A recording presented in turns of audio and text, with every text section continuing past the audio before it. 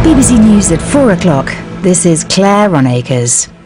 Some refugee charities have voiced concerns about plans to overhaul the asylum's appeals system to cut the number of people staying in hotels. Under the proposals, appeals will be heard by a panel of independent adjudicators, which could act more swiftly than the current tribunals. The Refugee Council said it feared a faster process would make more mistakes.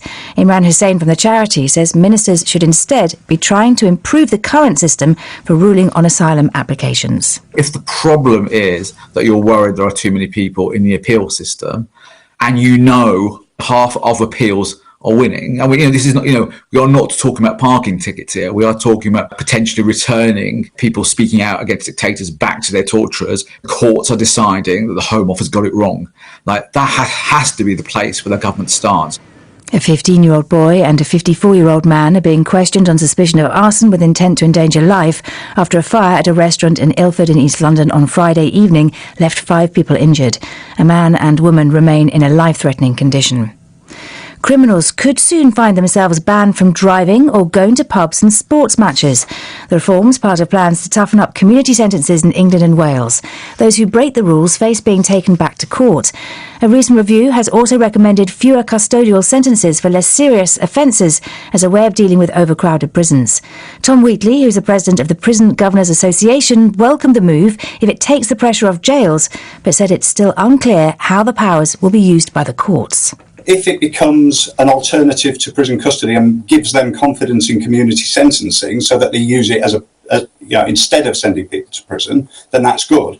If they use it instead of, for instance, giving an offender a fine, then if people then don't comply with the rules, and what's the sanction going to be? If that sanction is prison, then that's counter to what we'd be wanting to achieve.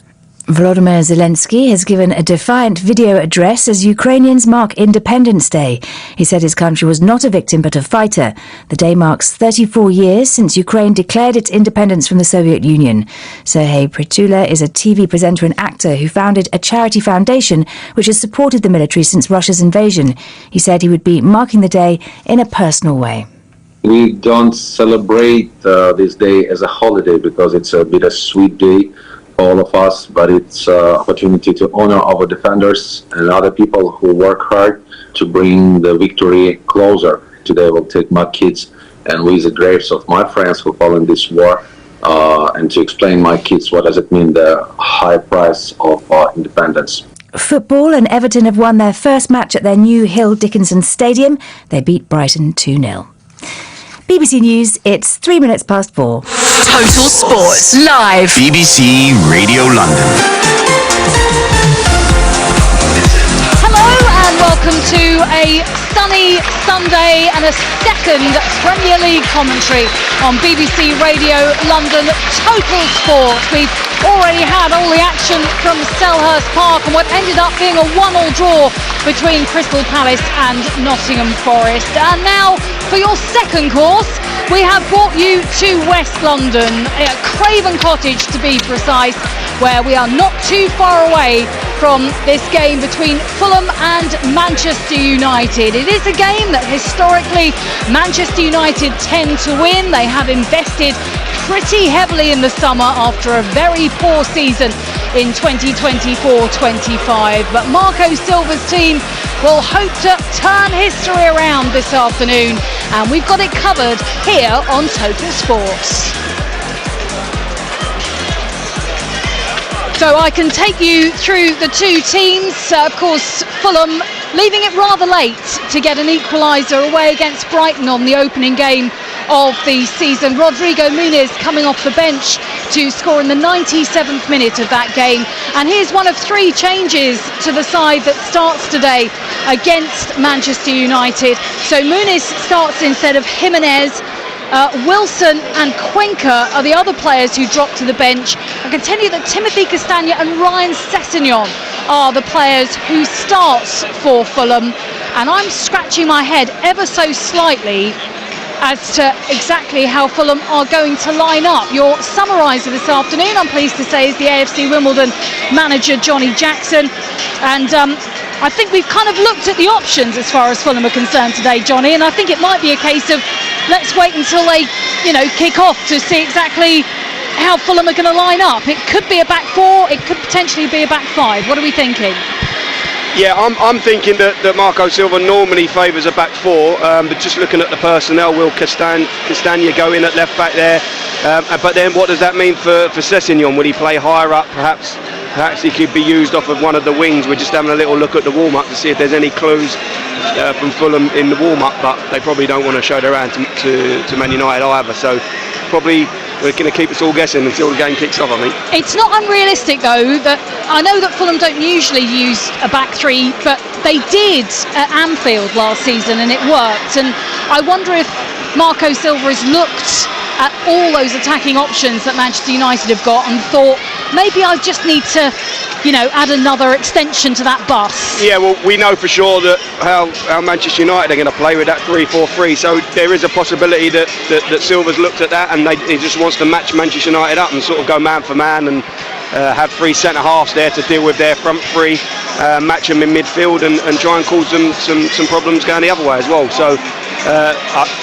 Yeah, if I was a betting man, I'm going to go 4. But it could be. You could easily be right as well. No, it's interesting that you said even the warm-up isn't going to help us out because, as you say, if we're guessing how Fulham are going to line up, then he's obviously trying to keep Manchester United guessing as well, right? Yeah, well, sometimes you do sort of patterns of play towards the goal as part of your warm-up. So then you would naturally you would do that in your formation, I guess, or in the personnel where they're going to play. But if there is a situation where they don't want Manchester United to know the way that they're going to, then we probably won't see that in the warm-up. There probably won't be too many clues given. We'll talk about Manchester United in a bit more detail before kick-off here, but I'm sure you would have seen the game last weekend, I think last Sunday, wasn't it, where it was a 1-0 defeat at home against Arsenal.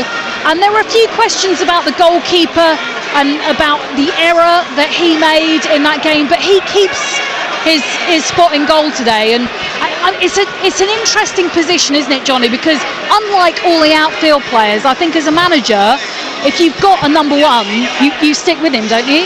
Yeah, you do, and especially, and he's looked at it, and I think he should have done better for the goal last week that's ended up costing them the game, but to change your goalkeeper after one game isn't helpful. You want to sort of give him that confidence. You almost, you've got to allow him to find his form, find his feet, and to take him out after one mistake, you would be putting in a goalkeeper in Onana who's made mistakes as well. So it's a show of faith. It's a show of faith in the goalkeeper being there, he needs to improve on what he done last week, but he gets another chance. I think the difficulty with a goalkeeper is if you make a mistake, it's so exposed, isn't it? And it can be so expensive. Yeah, of course. It's a goal, isn't it? More often than not, when they make a mistake like that, and it was expensive because Manchester United played really well. They created loads of chances. Arsenal had very, very little, but you know how big of a threat Arsenal can be from those sort of situations, and when they're putting it sort of on top of the goal there from Rice swings it in, you need your goalkeeper to be more commanding and more domineering than he was in that situation. So that's something that Fulham will have looked at as well, and I'm sure they'll try and expose him every time they get a set piece. What kind of conversations are you having with players in those important positions like a goalkeeper after a game like that, do you think? Yeah, well, I would lean heavily on my goalkeeping coach. He would do most of the analysis and reviews with them. Anything that I'm sort of not happy with myself, then I'd get involved, but very much sort of lead the goalkeepers to it at times. But you need to be having a conversation with saying that it's not good enough. We need certain things from you in those situations. You need to come and clear the danger, whether that's a punch, whether that's a catch, whether that's moving people out your way so you can control your 6-yard box, but he sort of didn't really do either in that situation. He wasn't strong enough, and you do see him giving us fouls sometimes. But, I think there was some suggestion afterwards. The maybe it should have. The goalkeeper will always claim that that's a foul, but I think he needs to be stronger. Arsenal just got bodies around him. They just sort of blocked him, but I don't think there was anything untoward about it, and he needs to do better. Congratulations on your win, by the way. Thank you, And a yeah. clean sheet, yes? Yeah, There we good go. day. So Good no one. worries with your goalkeeper at the minute. Here at Craven Cottage, of course, this is Fulham's first home game of the season. Finished their pre-season friendlies with a win here against Eintracht Frankfurt. But Marco Silva, speaking ahead of this game, one of the things he said is he's actually enjoyed the fact that, after all the preparations, after all the pre-season friendlies, it's back to the real competitive football again. The really games, they come and you have to prepare week by week for the next one. It's always the feelings are different, the sound, even in training sessions, they are different too, and is different too. And of course, Premier League start and everything is completely different. Even if the pre-season we behave and we prepare in a serious way, of course. Premier League is about games, points, and stadiums and fans around, and all that stuff is what we are looking for every single time we start a season. So Marco Silva, pre-season preparations, pre-season friendlies, and it's interesting, a lot of managers, and I think you'll be the same, I'm assuming you select a lot of your opposition, but the variation that they might offer in terms of preparing your team for the competitive stuff. Yeah, we definitely do that. We, from my experience, we try and play teams from a higher level, try and play teams from a lower level, so you get a different feel, and then always try and get a game, your last game, to sort of look like what your first game's going to look like. So they had a home game here, which is good, but again, speaking from my own experience, there's nothing that can replicate that first game. Best will in the world, As a player and as a coach. Yeah. I mean, we got annihilated against Southend in our last friendly, and I'm starting to think that, wow, are we not prepared? Are we not going to be ready for what's coming next week? And then we went to Luton away in the first game. We lost the game, but it was completely different performance.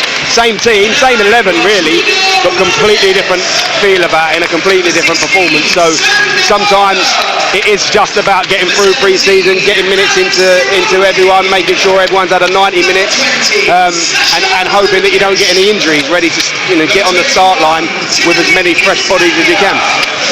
I did warn Johnny that it might get a little bit loud here inside Craven Cottage, and it has. The PA has turned itself up to 11, and so it's ever so slightly loud here in West London as we continue the build-up to kick off on Total Sport. Let's head back to a bit more from Marco Silva, and of course, while Manchester United have been quite busy this summer, it's fair to say Fulham have not been, and he's making it pretty clear how he feels about the lack of signings so far this summer. Not just how I feel, I think how we should feel as a club. It's not about one person or just about the manager. For me, doesn't work in that way. It's about us as a football club. For me, is the main thing. And you mentioned last season, but you can go back 2 seasons or 3 seasons ago. But the reality that 2 seasons ago, or even last season, at this stage of the season, we have signed probably 2 or 3 players already. This season is completely different. I think we had a plan, and the plan until now didn't go through. That is as simple as that, and we have to look for ourselves, and it's our fault. It's not the fault of the market or something like that. The market is difficult for all the clubs. It's getting more competitive. It's getting more demanding, like on the pitch is getting more competitive and demanding as well, and you have to be ready for it. And until now, we have been too passive, not active at all. It's being difficult, like for all the other clubs, and you have to just to look for ourselves, and it's our fault completely. And myself, because you asked me, but we as a club, you cannot be pleased at all, because Premier League demands much more from you. Strong words from Marco Silva. He thinks that the club has failed, Johnny, when it comes to buying in new players this summer. I mean, it's clear they haven't added to the squad, so there has been a problem with recruitment, hasn't there? Yeah, there definitely has. To not have signed anyone by this stage, two games in, 1 week to go in the window, suggests that there's problems there, either financially or whether there's issues between the manager and the people the recruitment people that are picking the players. I'm not sure, but it seems very strange that they haven't added to their squad, and he obviously feels let down by whoever it is, the hierarchy that decides if and when they can bring players in. He wants to strengthen his squad. He's making that very clear. His words there are to protect himself, to the fans, that when, if and when things don't go great, he's like, well, I didn't get any help. And also it's a message to his owners and to his board that he thinks that he hasn't been helped out at all. I actually asked him in the press conference, I said, would it have actually strengthened your hand to lose against Brighton and then to come back and say, look, you can clearly see that I need, some new signings? And he said, no, because these plans have been in place since the beginning of the summer. So that, even before a season ends, you're starting to think about what your plans are for the next season, yeah? Yeah, exactly. If everything would change over one result, then that meant you're obviously not planning properly. You obviously haven't got a strategy in place. So, of course, you're never going to want to lose a game of football just to make a point. But he's right. Everything should have been in place. The minute the whistle goes, the last game of last season, you're already, and even before that, to be fair, you're forward planning. You should know how you want to strengthen. They'll have lists of players in different positions, and you're not always going to get everyone on your list, but he'll have known exactly where he wants to strengthen, who he wanted to bring in, and then to see nothing happen over summer, and now here we are 1 week out from the window, he'll be worrying. Well, they haven't been busy buying players, but they haven't sold any either. They kept a squad that claimed a club record 54 points last season, and he says they want to build on that success, but if they do, they really need some more support. We know that if you play at our best level, you are going to win football matches, and of course it's going to be related with the position on the table. And as we did always, is to develop players and to progress as a football club. We have been doing that, and we are going to talk about the market again. That is why the reason that this season we haven't sold, but all the other seasons we did break the record in terms of selling this football club, because we play in a certain way that make the players to be better. We achieve good results, and we make as collective and the players individual to be to grow on the pitch and off the pitch. I have to say, and it's going to be in the same direction, of course. We are short in numbers. I'm repeating, but it's clear we need solutions. We need solutions in the attack line. We are short in certain positions there. We need another midfielder to come in as well. And let's hope we can do something in the market the next I don't know, 9-10 days, that we have everything what we haven't done before. Let's hope. Of course, the market is different right now. Probably some of our targets, or the main targets, they are not there no more. We have to go in a different direction right now, but it is what it is. But let's hope we can do something and to complete our squad and to help the players. We are very pleased with the group that we have there.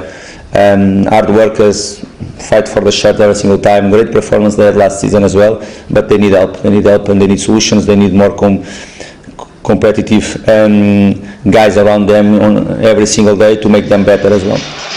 Yeah, I think one of the things, Johnny, that Marco Silva has said in his press conference, he said to me, if you're an ambitious football club, you can't stand still. No, you can't. I mean, look at what Liverpool have gone and done over the summer. They won the league at a canter, really, and then they've gone and bought in, hundreds of £1 million worth of players. So that just shows intent. You look at what Arsenal have gone and done. In the last day, bringing in an Eze. It's sign of intent from these clubs that they don't want to stand still. They want to improve. I think one of the things that you have to try and do as a football club is improve year on year, and he's kept his squad together, as in he hasn't lost any players that he wants. But you want to freshen that up as well, and sometimes it's just nice to see some new faces in the buildings. It's just some different ideas, some competition as well. Competition for places for the supporters. Coming back the start of a new season, you always want to see some new players in the team, and he's done a great job here Marco Silva. He's built a decent squad, and he would just be saying, look, come on, we're getting this to a point here, we're competitive, but I want to keep moving it forward, and to do that you need to bring in fresh bodies and better players if you can, and obviously they haven't been able to do that. It's interesting that you used examples from Liverpool and Arsenal. I think, Liverpool, Arsenal, Man City, Chelsea, maybe they're the clubs that can hold on to players and add in a way that every other club in the Premier League knows that any decent player like an Eze is going to get plucked out of their squad, at the end of a good season, right? Yeah, that's the thing. It's probably those four clubs you mentioned, but everyone else, their players have a price, and if the big boys come in and just look at Eze's a great example. When that sort of money's on the table, a club like Palace, and I would say that Fulham and Palace are very similar in how they've gone about it over the last few years and the levels that they've reached. Their players are going to become available. Palace are probably going to lose Gay as well, just because they have to sell. They can't afford for these players to end up out of contract and leave. And it's the food chain of football, and it happens at every level. You have the bigger clubs, the smaller clubs, and it's the way of the world. When the big clubs come calling, they normally get their man. They do, yeah. No club's going to say no to £65 million or whatever it was in the end. One player who might well be staying here is Rodrigo Muniz, of course, scored as a sub against Brighton last weekend. Has been linked with a move away in the summer, but is he now staying? Silva says it's good to have other clubs wanting Fulham players, but he wants to make sure they either hold on to those players or only sell them at the right price.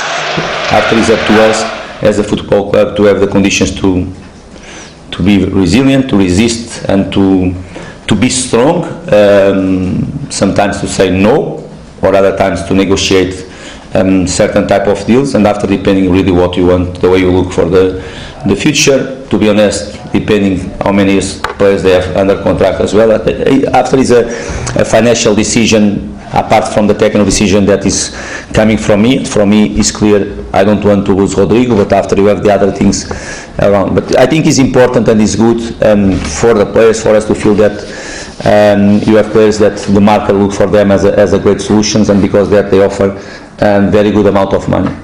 We don't want to lose him, and for me it's simple as that. I'm counting on him. Let's see what is going to happen. I cannot guarantee 100%, but yes, Rodrigo is likely to stay with us, and let's hope we can renew his contract.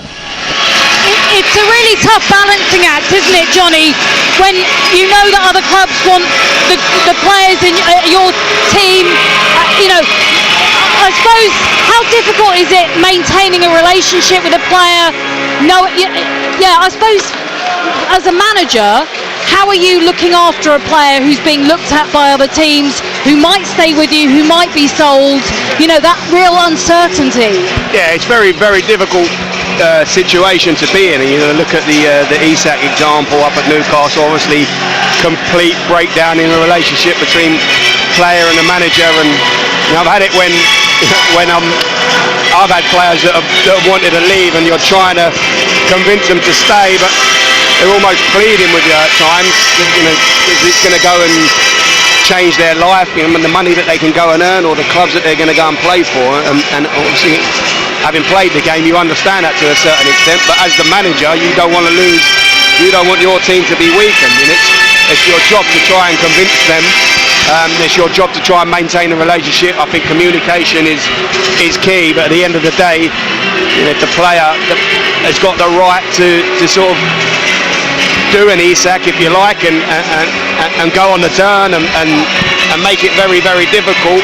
In the end, as a manager, you sort of come to the thinking, well, I don't want a player that doesn't want to be here, because it's very, very hard to motivate them as much as they're good players. But you have to think about the rest of the squad as well, and how that might affect them. And having a squad with good morale is just as important as having good players. Well, Rodrigo Muniz lifted that scarf above his head when he scored that late equaliser at Brighton. Now it is Manchester United who come here to Craven Cottage for the first home Premier League game of the season. So what kind of clash is Marco Silva expecting? big one. We were playing against a great side. I know that last season was not the way they wanted. Definitely was below their standards, below the size of the club and all that stuff. They are the first ones to recognize that, and everybody agree with them. That was not at their minimum level, definitely. And of course, as you know, last season a lot of great players they had. This season they kept almost all of them, and until now they have been able to spend heavily in the market with some players that at least two that they signed from Premier League, and the number of goals they scored and how they were important, the teams they played for, and of course and they signed a striker that all the market around Europe was looking for him. And okay, first about the club, that is Man United, as you mentioned, a club that already spent more than 200 million pounds, and probably are going to spend more, and it's going to be a big clash, in my opinion, a great game for us, very important for us, like it's very important for Man United, and it's going to be another very demanding Premier League game, like normal, yeah. The two sets of players emerge to our left-hand side. We're sat in the Johnny Haynes stand. There is that cottage to our left-hand side. This old ground here that has had some improvements, of course. There are fireworks and flames being thrown into the air in front of that newly built Riverside stand. It's Bert Leno, the captain for Fulham, walking out the home team. It is Bruno Fernandes who is walking out Manchester United here in West London, and we are not too far away from kick-off here between Fulham and Manchester United on BBC Radio London. Total Sport on a Sunday on DAB. But let's hear one last time from the manager before this game kicks off. What would it mean for Marco Silva and his team to start with a win here at home this season? Very important. Is our home. Is a place that we want to make it our fortress again. Is where you feel really well. The fans, I think now I'm sure that connection was great last season again between players and fans, and now with the Riverside stand ready, completely ready, is a great one. Okay, we know all the other people around that Ami and that push us so much for every single game as well, and the connection is crucial for us. We play for them. That is really everything. What we do at the end is our job. Yes, is what we love to do, definitely, but at the end you play for the people, and the people is for us is about our fans and the Fulham Football Club fans, and if you can make them proud is everything what we want. Well, Marco Silva will hope his side do make the Fulham fans proud here at Craven Cottage today. It is not an easy start here at home to this Premier League season. Manchester United might have been very poor last campaign, but they have certainly strengthened in the summer. And while they lost against Arsenal last Sunday, I think they may have thought that they deserved a draw out of that match, at least, for all the attempts that they had to get back into that game. So Fulham welcome a Manchester United side that historically, certainly over the last 8 visits, have won at Craven Cottage in the league. There tend to be late goals in this game as well, but we're certainly expecting some goals from that rather well put together new look Manchester United front line. Fulham are in a very white home kit, I have to say. There's barely any black in the kit that they're wearing, and so that means that Manchester United are able to wear their home kit of a red top, black shorts and black socks. Your referee this afternoon is Chris Kavanagh. I'll wait until he makes a mistake before I talk about what he did at Old Trafford in the FA Cup a few years ago. And we are just about to get underway here at Craven Cottage. Your second full commentary of this Sunday afternoon. Palace 1, Nottingham Forest 1 from Selhurst Park. And now, let's see what Fulham can do against Manchester United. Two Portuguese managers in Marco Silva and Ruben Amorim. And it is Sasha Lukic who waits over the ball to get us underway. Fulham kicking from right to left in this first half, and it will be the home side that get us underway. Chris Kavanagh blows his whistle. The PA eventually is silenced. Johnny Jackson and I can hear each other. And it's Bassey and then Iwobi quickly racing down the left-hand side. And we'll wait to see exactly how Fulham have lined up. But I'm going to say, yeah, so Sessegnon's sat wide on the left, Tete wide on the right, and it is a back three so it's a back three of, I'm just trying to work out, it's a back three of Bassey, Anderson and Tete, and then Castagna's wide on the left. No, on the right, sorry, I'll get there in the end, Johnny. I owe you £1, I think. Yeah. You won that one, Emma. It looks like, I hadn't quite got it right because I wasn't sure if Castagna or Tete would be the third of the back three. But he started with a back three and then Castagna right wing back, Sessegnon left wing back, and then the back three of Bassey, Anderson and Tete. And it's with Anderson at the moment. So Marco Silva has set up this side with that attacking threat of Manchester United in mind, and they turn and strike early. Matthias Cunha, he only cost £62.5 million from Wolves, and he's wearing the number 10 on his back. That's a hell of a number to put on in a Manchester United shirt, isn't it? Yeah, it is. But unbelievably talented player. You just seen already the threat that he can pose. Fulham giving the ball away in midfield, and Cunha gets on the turn. He's 25 yards out. He's got one thing in his mind. He wants to get his shots off, and he really tested Leno there. And that's going to have to be something Fulham look out for all day. Bert Leno, the captain and the goalkeeper for Fulham this afternoon, as it's another quick foray forward, laid off for Cunha. Cunha pokes it, hits the bar.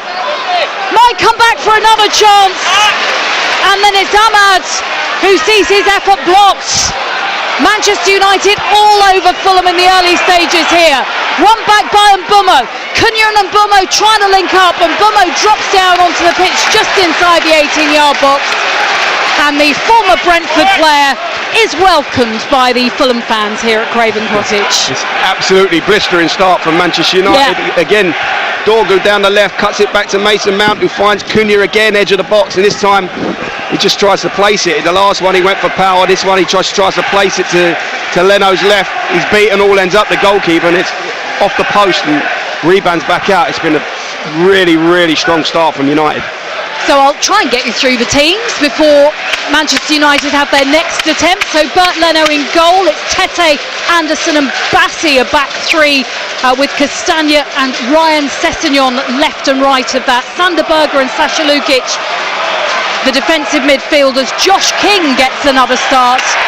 And then it's Iwobi and Muniz who starts instead of Jimenez up front. For Manchester United, Bayenda continues in goal despite making that mistake in the loss at home against Arsenal. It's Luke Shaw, Matthias de Ligt and Lenny Yoro. Patrick Dorgu, Bruno Fernandes their captain, Casemiro and Ahmed, Mason Mount, Brian Mbeumo and Matthias Cunha, who has already hit the post in the early stages of the game here. We are less than 4 minutes in, and I think Fulham know that they are going to be under attack for an awful lot of this game. A real foray down that left-hand side by Manchester United, and it was a little run by Dorgu, who might well have been offside. I'm not sure, Johnny. That was fairly tight, but he was determined to keep up with that ball and ends up hitting the side netting. Yeah, that's a couple of times that he's got in down the left already, and Fulham are going to have to get more pressure on the ball. They're allowing De Ligt to just step in and hit big diags to Dorgu. He's got down Fulham's right twice already in behind, and you can see that he just wants to run forward. He's really attacking wing back for United, and Fulham are going to have to try and stop that at source. Yeah, Fulham playing with a back five essentially should mean that there aren't as many gaps, I'm thinking, down those wings ideally. Well, you should be sort of man for man, but where they're playing a front two, they're not getting pressure on Fulham, on United centre backs, and they're being able to pick out those big long raking passes. But yeah, he should be tracked. Castagna has to track Dorgu's runs, and that's twice he's allowed him to get in behind him already. Ball is with Leno in light blue behind the Fulham players who, as I say, the home kit is very white. There is very little black on this kit. I'm not sure. I'll have to get used to it. Anyway, that's my fashion comment for the day. The ball is with Anderson. Forward to Sander Berger in midfield. Back to Anderson again. And now with Leno. Rolls to Berger, who turns it back to Leno. And Bumo's closing in on Bassi. Bassi gets the ball back from Iwobi, who then gives it back to his goalkeeper. Then spread out to Tete on the right-hand side. Up the pitch to Munoz. Little push on him by De Ligt. Fair challenge, says the referee, as boos ring out around Craven Cottage from the home fans. The ball is with Ahmad. Then comes back to Lenny Yoro. De Ligt. And then across to Luke Shaw. Yoro rolls it up the pitch to Mbumo, another big money signing for Manchester United in the summer. And Calvin Bassey's gone down, he's holding his face, suggesting that Brian Mbumo maybe made contact. Chris Kavanagh comes across to check on the Fulham player. And, well, I mean, there was a raising of the hand, but I don't think it... My second opportunity to have a look at that, Johnny Jackson, I would say that Calvin Bassey is making rather a lot of that. Yeah, he might be slightly over-exaggerating that. Well, I think he has caught him in the face, and well, it's just that one where you're trying to shield the defender off and you're using your arm, and he has caught him in the face. Certainly no intent from Waymo, and Bassey's upset now because the problem is he's gonna, with a head injury, he's gonna have to go off the pitch now for 40 seconds. So. Well, actually, he'd probably be better off not over-exaggerating that. If he'd have just got up straight away, then he wouldn't have to leave the pitch. So now Fulham are going to have to be with 10 men for only a short period of time, but it's not going to be helpful to him. So, Calvin Bassey told he has to go off, and well, he's letting the fans in the Johnny Haynes stand know that he's not particularly happy with that. And the ball is given to the Manchester United goalkeeper. This is my chance to tell you why Fulham fans love Chris Kavanagh. It was an FA Cup game at Old Trafford. Let me set the scene. Alexander Mitrovic had given Fulham the lead, but then had Willian handled the ball in the 18-yard box, Chris Kavanagh came across, looked at VAR, decided to send Willian off. Alexander Mitrovic wasn't particularly happy with that. He also got sent off. Marco Silva was really upset with all of that. He got sent off. Manchester United ended up winning that FA Cup game, and Alexander Mitrovic ended up with a 10-match ban as well after that for shoving an official. It did not end well that day, and so Chris Kavanagh is a referee who is remembered for all the wrong reasons, I think, from a Fulham point of view. And well, we less than 10 minutes played here. I think a few Fulham supporters who maybe had forgotten what happened at Old Trafford a few seasons ago might well have just reminded themselves. It is 0-0 here at Craven Cottage, but Manchester United have definitely been on the front foot, and Cunha has already hit the post in the early stages of the game here on BBC Radio London Sport. Total Sport on a Sunday. Ball up to Mbumo. Boos ring out for the former Bees man. Plays it forward. It's Sessegnon who clatters into Ahmed. Ryan Sessegnon, who wasn't fit, unfortunately, for the game against Brighton, and so Calvin Bassey played in that left back position. I can tell you that Anthony Robinson is on the bench. Had some surgery to a knee injury in the summer.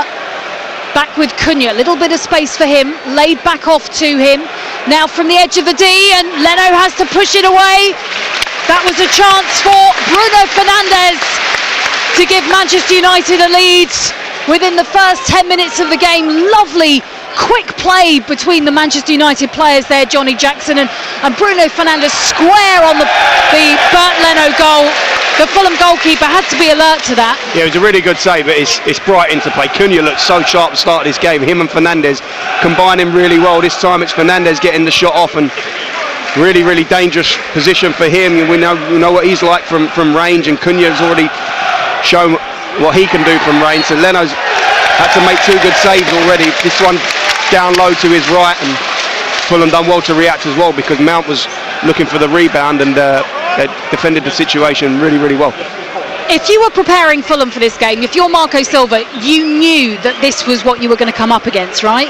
Yeah, you know exactly what system they're going to play, and pretty much what the personnel, certainly in the attacking areas. I think last week Mount playing as the 9, if you like, was a bit of a surprise, but he played well against Arsenal, so he would have expected a really similar lineup, and that's probably what they've been working on, why they've gone and matched up Manchester United's formation today. Berger flicks it out to the control of Castagna, chests it down, finds Tete, now with Anderson, ends up all the way back with Leno in the Fulham goal. Now comes back out to the Fulham defence. Ball rolled out wide to the right hand side. Tete looking for options as he continues to advance down the Fulham wing, ends up turning it backwards. It's Lukic who's in a right back position at the moment, and then comes across to Anderson. I'm just thinking in terms of Marco Silva preparing Fulham for how little they were going to see of the ball in their attacking third, I guess, Johnny, this afternoon. Yeah, I think that's why they've set up the way that they have, to try and contain United, to try and deny them space, which ironically they've found quite a bit of already. It's a really sort of fluid front three, and Buemo's tending to stay out here on the right wing, but Cunha's going everywhere, Mount's going everywhere, so even though Fulham would be prepared for that structure, Manchester United are really fluid in the way that they move, so they're going to have to really lovely pass forward from Sessegnon. King comes out, Bayandor has to come out too, while the flag stays down, and there's huge applause. Ryan Sessegnon, of course, a youth here before moving off to then come back. Josh King has come through the academy here at Fulham. That would have been a goal made here in West London, and the Fulham fans really appreciated that. But Bayandor, well, for the first time called into action this afternoon. Yeah, it's the first we've seen really from Fulham in an attacking sense. A great little ball from Sessegnon, just in behind Yoro. Great run from Josh King on the top line, and just couldn't get there before the goalkeeper. To be fair, he's done well there, Bayandor. He's off his line quick, and King's just tried to toe poke it past him on his right foot, and as the outstretched leg of the keeper makes the block. But really good from Fulham, really bright. It's the first sort of attack they've had, and a really good opportunity. Josh King still only 18 years old. Oh, it's controlled, it's brought down by Cunha.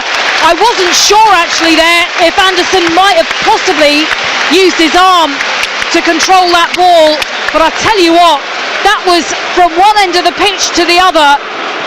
None of this playing out from the back this time from the Manchester United goalkeeper. Launched it up the pitch, one touch from Cunha, and so close to giving Manchester United the lead. Goes out for the first corner of the game, and it's going to be Mbeumo to take it. Still 0-0 here somehow between these two sides, but a thoroughly entertaining first 40 minutes of the match between Fulham and Manchester United here at Craven Cottage on Total Sport on a Sunday afternoon. Well, Bayandor was not even bothering to look for anybody else but Cunha that time, Johnny Jackson. No, completely different way for United to attack there. We've seen a lot of pretty interplay. This time it's route one. He's got it out of his feet. Cunha has stretched the pitch. He's got in behind Anderson off of one long ball. It looked like Anderson might have used his hand just as because he was in such desperate trouble to try and reach it. His hand was outstretched. Cunha gets great touch, gets it on the volley, and it's another brilliant save from Leno. That's 2 or 3 he's made already. Cunha could have had a couple of goals in this game. It could have been 3 goals. Could have been two for United and 1 from Fulham already. Yoro out to Ahmad. One back by Sessegnon. He goes forward, still going. Iwobi's the option. Tries to cut it in. Has he won his team a corner at least? Fulham corner. Great play from Sessegnon. Really bright, isn't he? Yeah, he's robbed Ahmed. Ahmed caught dwelling on the ball, and Sessegnon was really aggressive with the tackle, took the ball off him, drove down the left-hand side, drove into the penalty box, and actually Ahmed does really, really well to get back in the end. Really bright from Sessegnon down this left-hand side start to the game. Well, Arsenal scored from a corner at Old Trafford last weekend. Well, Fulham have been watching those videos. First Fulham corner of the game in the 17th minute. From the left-hand side, it's a low one. It's dealt with at the near post. Iwobi with a strike. Bayandor has to save it. It's not kept in play. It'll go out for a second corner. Alex Iwobi this time through bodies. The Manchester United goalkeeper managed to throw his weight the right way. It's a good save in there, and I think he saw it late. It was one of those volleys from the edge of the box from Iwobi, went through a sea of legs really. The keeper's seen it late, gets down to his right hand side, but good save. So another corner for Fulham. This one's taken to the far post, clips off ahead. Bassi was there, Anderson too. I think they're suggesting that went out of Manchester United touch last. It'll end up being a goal kick. So the Manchester United goalkeeper has been called into action. A few corners have been taken, and you're getting the chance to get a second look at that. And Sander Berge getting in the way of the Manchester United goalkeeper, but fair what he was doing there, do you think? Absolutely fair. I mean, they've looked at what Arsenal done last week, just getting bodies around the goalkeeper. He doesn't seem to like it. He doesn't seem to be aggressive in his 6-yard box, and Berger's the one, and he's a big boy, Berger. You've got to try and get out of the way, get him out of your way. It's going to be tough for the keeper, and much better delivery to that second time from Josh King. Put it into a good area, and you can see something that Fulham are going to target. They're going to try and every time they get a corner, probably get bodies around the goalkeeper and test his resolve. But you need the delivery to be there. The first one was cut out at the near post, but the second corner was a much better delivery. Well, we saw that chance from Josh King earlier in this first half. What a way to open your Premier League account for Fulham at Craven Cottage against Manchester United. Well, let's hope you can get some more chances throughout the afternoon. So it's goalless here, but there have been opportunities at both ends. Cunha largely the player for Manchester United. King and Iwobi with recent opportunities for Fulham. 18 on the clock, and it is 0-0 at the moment between the two sides here. We usually have to wait until about the 75th minute for a goal to go in this game though, so don't worry if there hasn't been a goal yet. One will come soon enough. Ball is with Luke Shaw, actually ends up rolling behind him, and then he will turn it back to his goalkeeper. Luke Shaw, who I have to say, I think over the years has physically transformed. He looks like a different player these days, doesn't he? Yeah, he looks nice and fit. I think there's been accusations in the past that he perhaps wasn't in the best shape. I remember Jose maybe making some comments along those lines when he was United manager, but yeah, look, he's fit. We know how talented he is as a player, and he can do that left back role, and he's found a role for himself in this back three, left side of the back three, and he's looking nice and sharp and fit.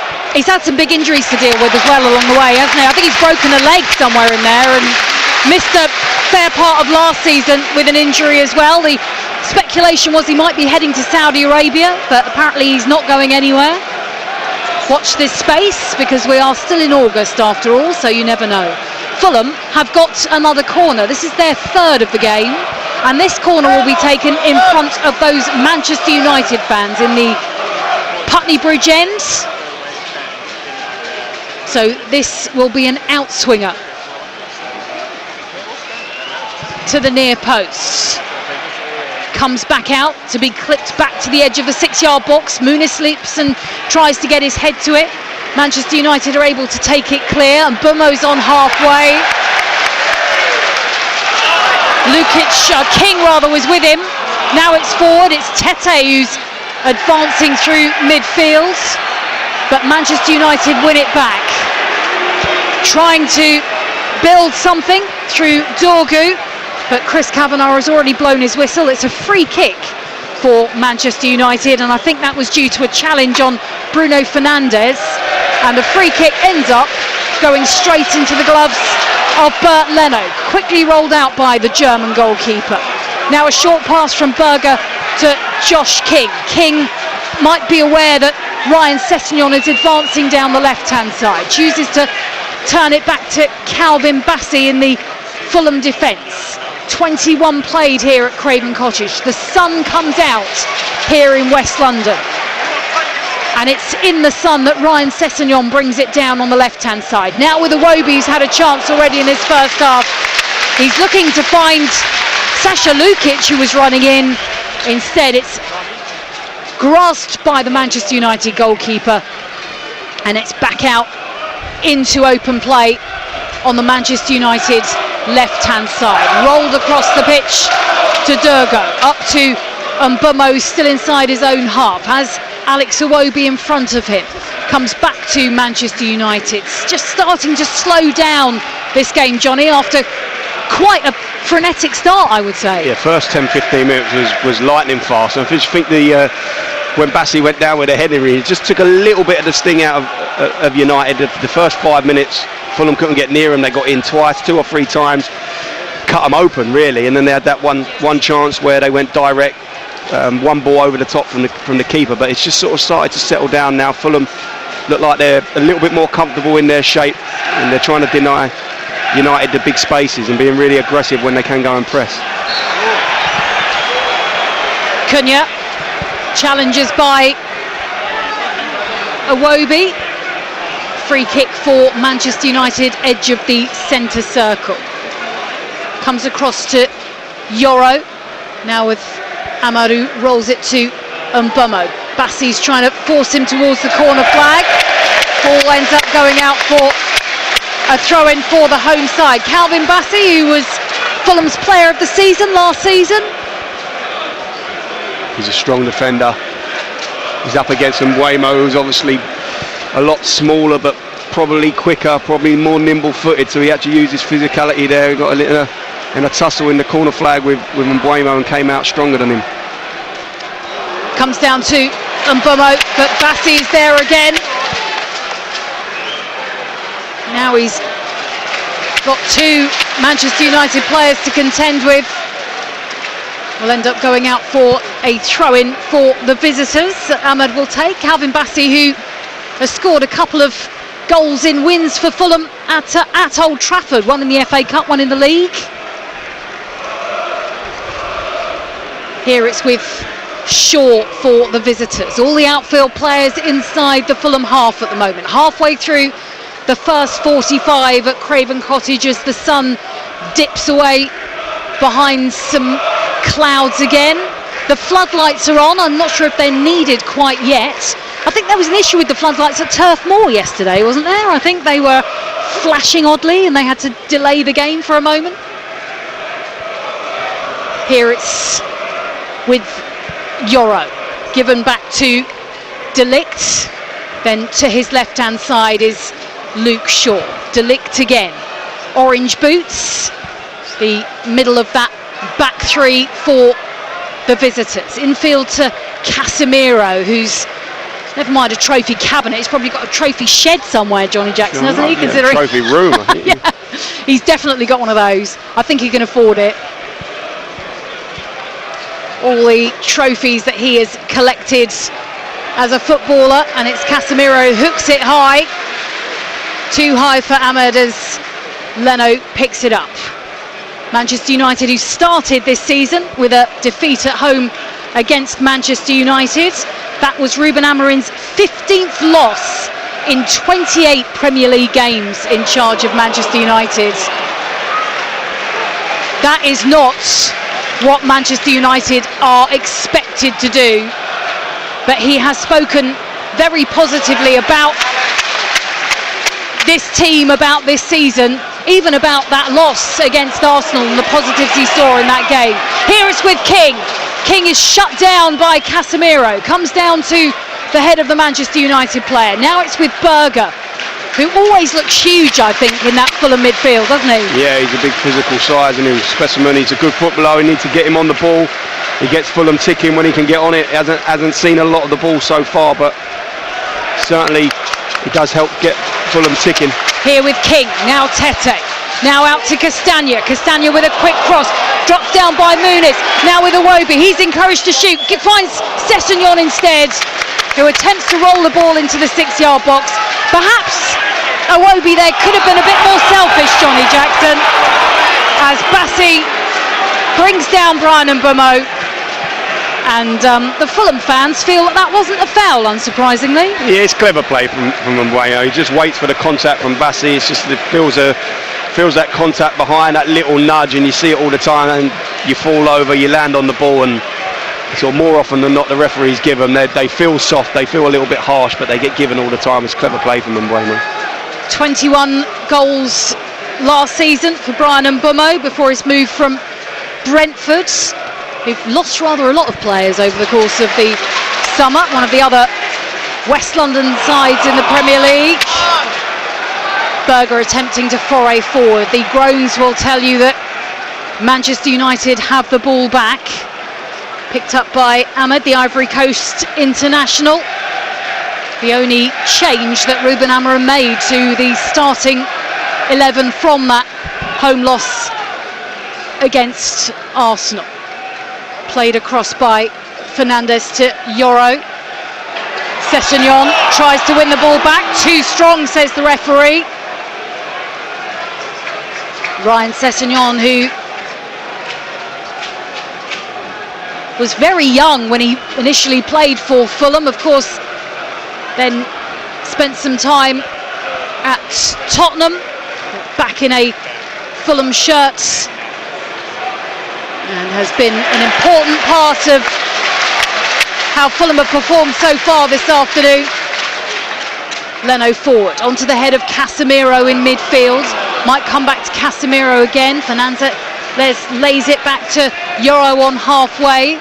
Back in field to the Manchester United captain. Looks to spread it out to Dogu, but just a bit too strong for the Danish player on that left-hand side, and it'll drop out of play. We have played 28 minutes here at Craven Cottage.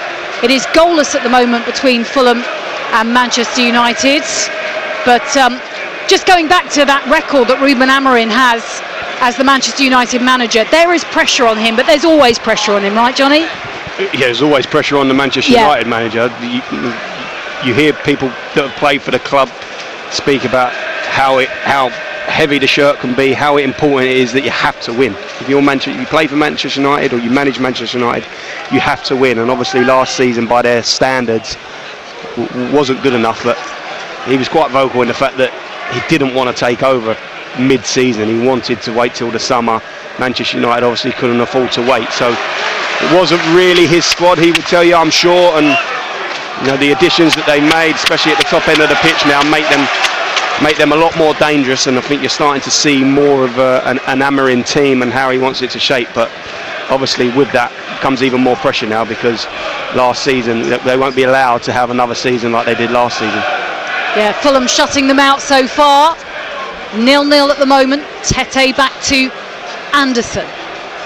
Anderson looks to his left, actually plays the ball short to Iwobi in central midfield. Berger up the pitch to Josh King, who's quite a slight figure, isn't he? Just physically, he just seems so much smaller than the players around him. Yeah, he's not like a strong physical type, but what he does is he's got really good feet, and he looks to pick up little pockets where he can't be marked. He gets in little areas where the the centre-halves of Manchester United don't want to go into those pockets, and he's trying to play either side of Fernandes and Casemiro and just try and cause them to and expose the spaces either side of the United midfield. Still only 18 years old. The start at Brighton on the first day of the season, only his second ever start in the Premier League. Signed a new 4-year contract in the summer, so that will give you some idea as to how much Fulham value him. Here it's a pass that Bassey gets in the way of. It was intended for Brian Mbeumo, but Calvin Bassey had other ideas. Comes down off a head in midfield. Rodrigo Muniz, who hasn't seen a great deal of the ball yet so far in this game, and I think he knows, doesn't he, the Fulham number 9, that he's going to be feeding on scraps somewhat, isn't he? Yeah, he will, and sometimes your job, especially as that lone striker against the back three, is just to occupy. And what it does allow, it might allow Iwobi to pick up these sort of spaces here on the left, or King that we just spoke about, and sometimes you just have to do sort of the hard yards and just be a foil for your team to allow the other players to get into the game. And once the ball goes wide, like with your Sessegnons and your Castañas, that's when he'll be wanting to stay between the posts and he'll be wanting to put crosses and deliveries into the box for him. But are you suggesting that he's almost there to kind of put off defenders so that other Fulham players can create I think so. If you goal-scoring chances? Watch the once it goes wide, then he's the focal point of the attack. But if you watch him now, he's sort of occupying Delit, he's occupying Yoro, and it's Josh King and Iwobi who is sort of allowed to venture, if you like, roam into different spaces. They've got a little bit more freedom with their movements, whereas he just wants to stay central and occupy the United centre-halves. 15 minutes before half-time, 0-0 on Total Sport on a Sunday on BBC Radio London between Fulham and Manchester United. Fulham ended last season on a run of 3 consecutive home defeats against Chelsea, Everton and Man City. That was after beating Liverpool here, so just beat the Premier League champions and then lost 3 in a row. But Marco Silva saying he knows how important it is, and this is about not just these players, not just him as a manager, but these fans seeing victories here at Craven Cottage. And Mbeumo just about keeps the ball in play on the Manchester United right, infield to Casemiro. Casemiro across to Shaw. Shaw tries to roll it forward. Now it's with Fernandes. Fernandes running out of pitch somewhat. Hopes to cut it back to Cunha. That passage of play leads to a corner for the visitors. It's first sort of we've seen from United in a while in an attacking sense, but it's great little play. It's Mason Mount with a little Cruyff round the corner to Fernandes, breaking into the box on the left-hand side. He tries to smash it across goal for Cunha, but it's good defending in the end. But really, really bright from Manchester United around Fulham's penalty box. Leads to a corner. 33 minutes on the clock. 0-0. As the corner is taken to the far post. Casemiro and Cunha are both there. A couple of players dropped down, both of them Fulham players. The players in white who kept their balance are able to keep a clean sheet at the moment. Ball comes out to Castaña. Castaña plays it to Tete to his left-hand side. Now into midfield and Iwobi. Across the pitch to Lukic, short pass to Berger. Berger rolls the ball behind Ryan Sessegnon, who has to track back to collect it. Now with Lukic and Iwobi. Iwobi runs into 2 Manchester United players as he gives the ball back to Lukic. Casemiro in his way. Line of 5 players for Manchester United trying to defend their goal. Sessegnon stopped in his tracks by Ahmad. Now it's with Yoro, gives it back to his goalkeeper. Up into those floodlights here at Craven Cottage, and then all the way back to Anderson, who turns it back to his goalkeeper. Anderson back in a Fulham shirt, of course, after some time at Crystal Palace. They got a 1-1 draw against Nottingham Forest in our first commentary game of this Sunday afternoon. Whistle blown by Chris Kavanagh. And we're going to hear from Oliver Glasner at half-time. And we'll also be hearing a bit more about some disagreements between the Nottingham Forest manager and the board. Now we're looking for a possible penalty here. VAR is being consulted about a possible penalty, and it is never good news when the referee goes across to look at VAR. What exactly are we looking at here, Johnny? What was that about the? It was the passage of play. The corner. Yeah, when Fernandes got down the left, it led to a corner, and then there was a bit of a melee. Calvin Bassey. Yeah, Bassey pulls the player down inside the 18-yard box. This is going to get given as a penalty. I think it is. We've had the chance to have another look at this, and as that corner was being taken, Calvin Bassey wrestles, I think maybe Mason Mount to the ground. It's Mount, yeah. Mount tries to make a run across him, and Bassey just manhandles him, really, throws him round over his shoulder. It's like a wrestling move. It is a wrestling move. And it's ridiculous, really, that he's done that. As the corner's coming in, certainly this year we got told that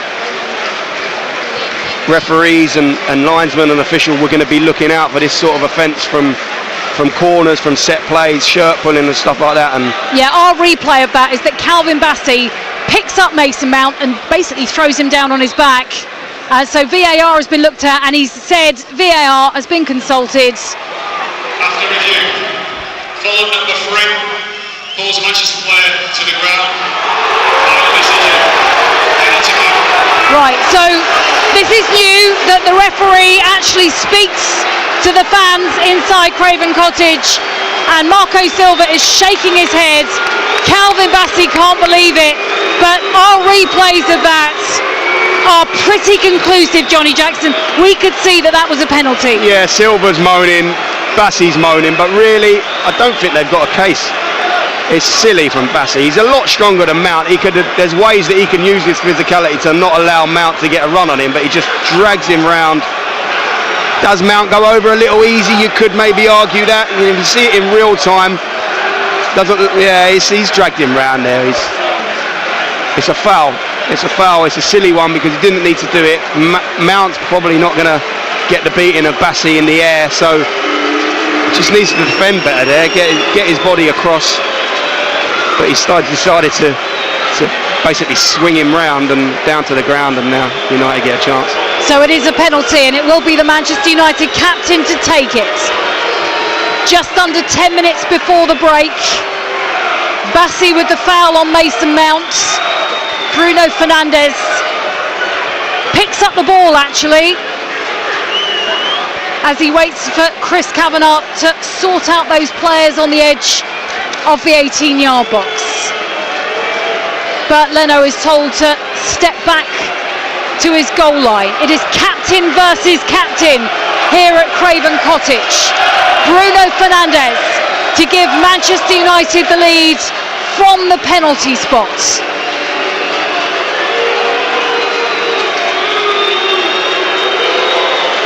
Fernandes, little skip and run. Oh, he misses! He skies it over the crossbar. Does not even force a save from Leno. Awarded a penalty after VAR was consulted, and it's missed by Bruno Fernandes. It remains Fulham 0, Manchester United 0. Wow, one for the collector's items there. You never ever normally see Fernandes miss-hit a ball like that. He's tried to go for power. He normally placement. This time he's tried to put his laces through it. He's trying to find that top left-hand corner, and he's completely skyrocketed it. It's gone over the bar by a good probably 2-3 metres. Completely miss-hit from Fernandes. Didn't even make Leno have to make a save, and what a let-off for Fulham and Calvin Bassey in particular. He's almost Chris Waddled it. That's one for the teenagers. Yeah, the Chris Waddle. That's a good preference. Comes in field to Mount. Mount forwards.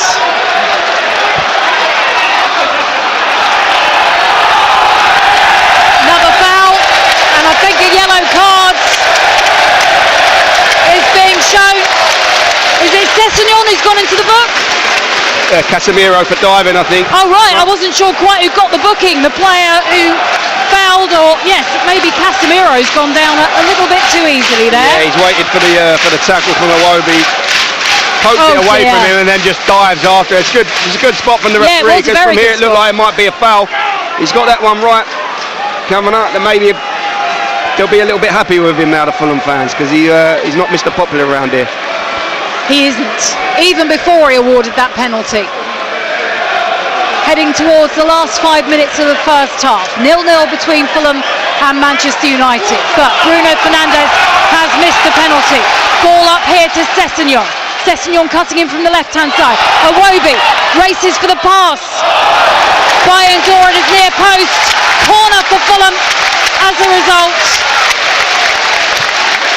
And Iwobi was sort of ghosted there, and he's ended up running into the advertising hoardings. His teammates are coming to check on him, but Alex Iwobi has stayed down, and there's quite a sharp sort of drop off at the edge of the pitch here at Craven Cottage, and he slipped right down. He had a Manchester United player for company as well. I think it might have been De Ligt who went with him, and it is the Man United defender who's helping Alex Iwobi back to his feet. Let's hope he's okay and can continue until half-time. Yeah, it's a sore one. He's made that run in behind Ahmad, and he's running out of pitch. He's sprinting to try and keep it in. De Ligt sprinting across to try and make the block, and just as he runs off the pitch, De Ligt just nudges him. No malice in it at all, but then he clatters into the advertising hoardings. But he's good. He's up. He's up. They can be sore ones though. I've seen it before when players get injured. Yeah, when that happens, but he's up on his feet, just taking a whack. Looks like to his knee. Maybe he's rubbing his knee, but he's going to be fine. Corner for Fulham. 41 minutes played. 0-0 here as this corner is taken to the far post. Bayern Door stretched, didn't get there, but neither did Rodrigo Muniz at the far post. What have we thought about the Manchester United goalkeeper at these corners so far, Johnny? Same old problems there. This time it's Tete that's just blocking him. It's a great ball in from Lukic, is what I'm talking about. If you get that delivery right into dangerous areas, this Manchester United goalkeeper doesn't deal with it. Again, he's come to try and punch, he's missed it, he's had a flap at it, and Muniz just couldn't get on the end of it. I think Kavanagh's given a free kick for a foul, for a pull, but I think the point remains, if every time they get a corner, they really need to concentrate on that delivery, get it into that area, because this goalkeeper just doesn't deal with those situations well. Muniz sort of dipped to try and get his head onto that ball, whereas I don't know if maybe a boot might have been slightly better. It was in a difficult sort of height for either one of those. But yes, a vulnerability already identified. 0-0 with 3 minutes to go before half-time. Here at Craven Cottage. League Cup football to come on Tuesday and Wednesday evening. I'll be back here for Fulham against Bristol City on Wednesday night.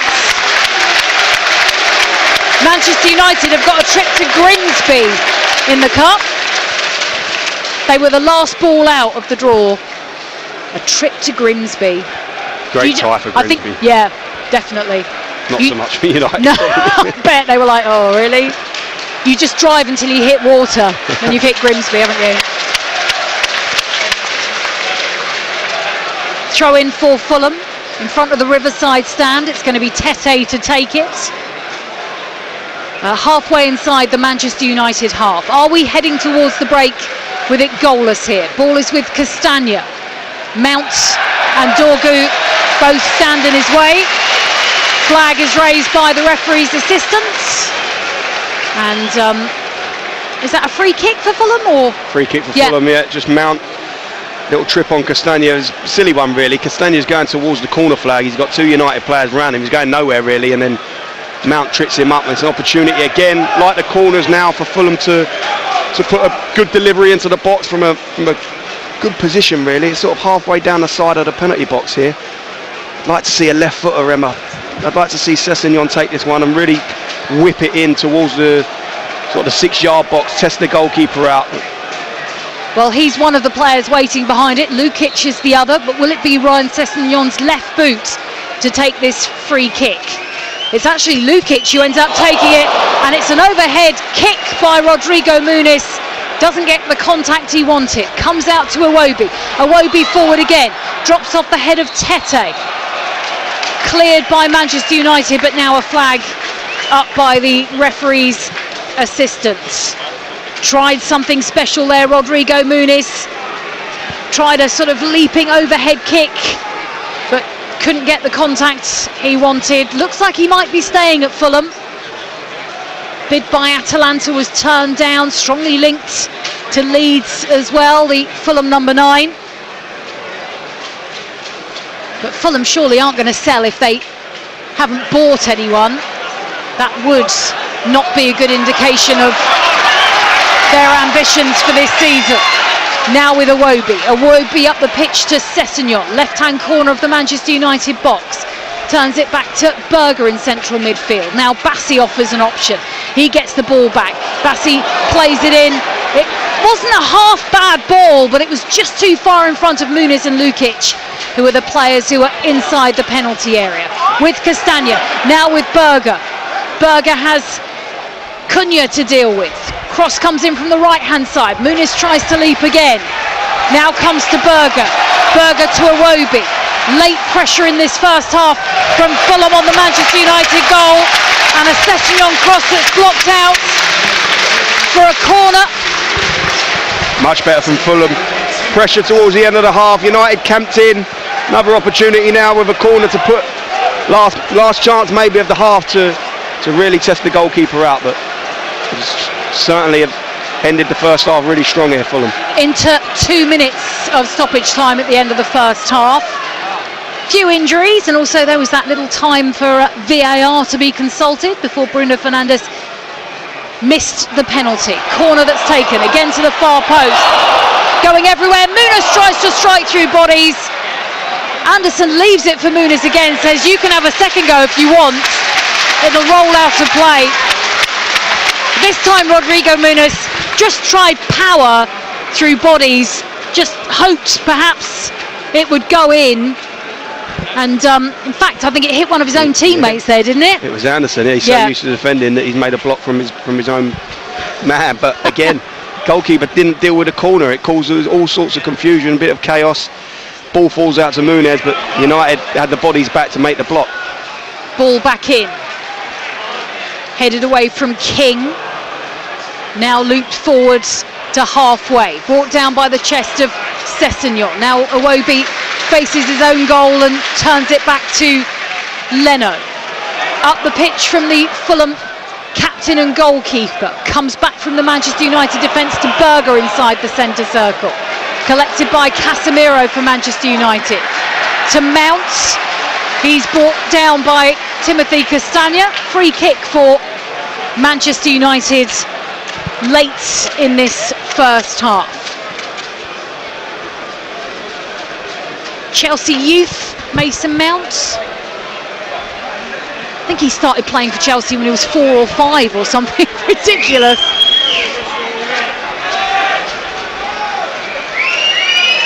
Free kick for the visitors. We've played the 2 minutes of stoppage time, so this will be the last act, you imagine, of this first half. Can Manchester United create something to go in at the break with the lead? 0-0 at the moment between them and Fulham. Free kick comes to the far post. Muniz flicks it up into the air with his head, and Chris Kavanagh blows the half-time whistle, and it is all square at the break. No goals scored by either side.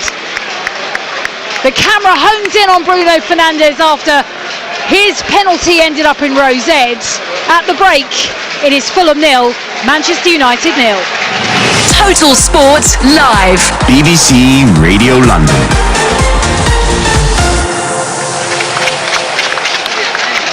So, it was, a fascinating half.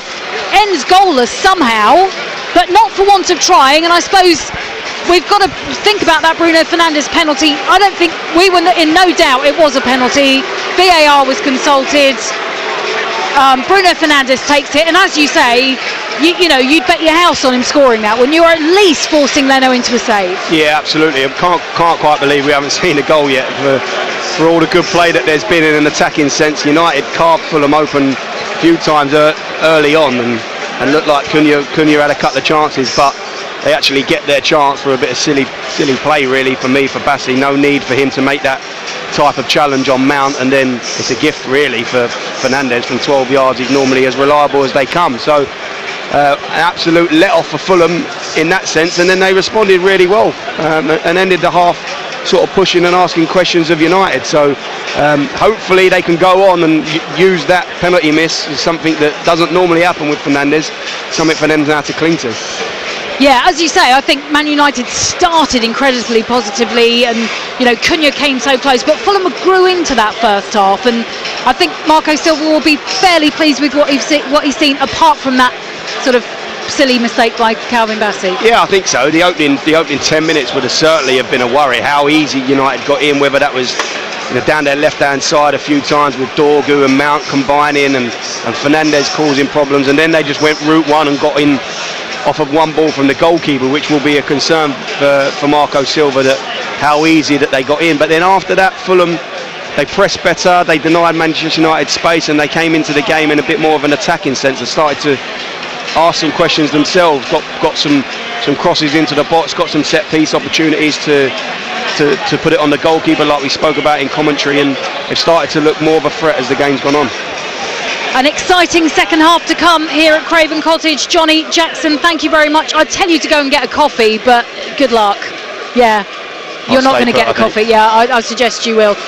So it's goalless here at half time. Of course, we've had a very busy couple of days already here on the home of London football. This the last game of this weekend, which started on Friday night at London Stadium. So let's look back on the weekend of London footballing action, and we will start in East London, where the Hammers were quite literally hammered. West Ham United with a big chunk of help from the goalkeeper. He's put under pressure, he comes for it again, not really got on it, headed down in 6 yards. It's 5! Trevor Chalobah's made it 5-1. Hermanson appeals that he was being impeded, nothing given. They didn't deal with the corner kick, and that springs a mass exodus from London Stadium, because West Ham United fans have got up and they're starting to make for the exits. 58 minutes played, Trevor Chalobah with the 5th goal. It's West Ham 1, Chelsea 5. Yeah, very happy, very impressed, especially because we didn't start in the right way. Call injury, conceded goal after 5 minutes, but the reaction was very good. For sure, Cole is our best player, no doubt. For sure, with Cole we are much better team. But I think we already showed last year in 2-3 months where Cole, unfortunately for us, was not 100%. When we achieved top 4, that no one expected. And the most important thing, no one asked me in the first season finish top 4 champion. They asked me in 2 years champion. Oh, Gonzalez, and they're playing out from the back. It's a mess. Richarlison takes a touch. It's going to run loose. Palhinha's put it in. Tottenham are 2-0 up at Manchester City. It's familiar territory, but they're doing it here against the City team so ponderous at the back. What a mess. So untidy. And Joao Palhinha, making his first Premier League start for Spurs, gives them a 2-0 lead in added time at the end of a very productive first half. They still haven't conceded a goal in this Premier League season, and now they lead 2-0 away to Manchester City once again. Very pleased with the result and overall with the performance. I think the first 35 minutes, I think City was slightly on top and were not completely dominating us, but more on top, and I think that goal helped, of course. But a big thing in these games where we're playing against City is a top team in any way.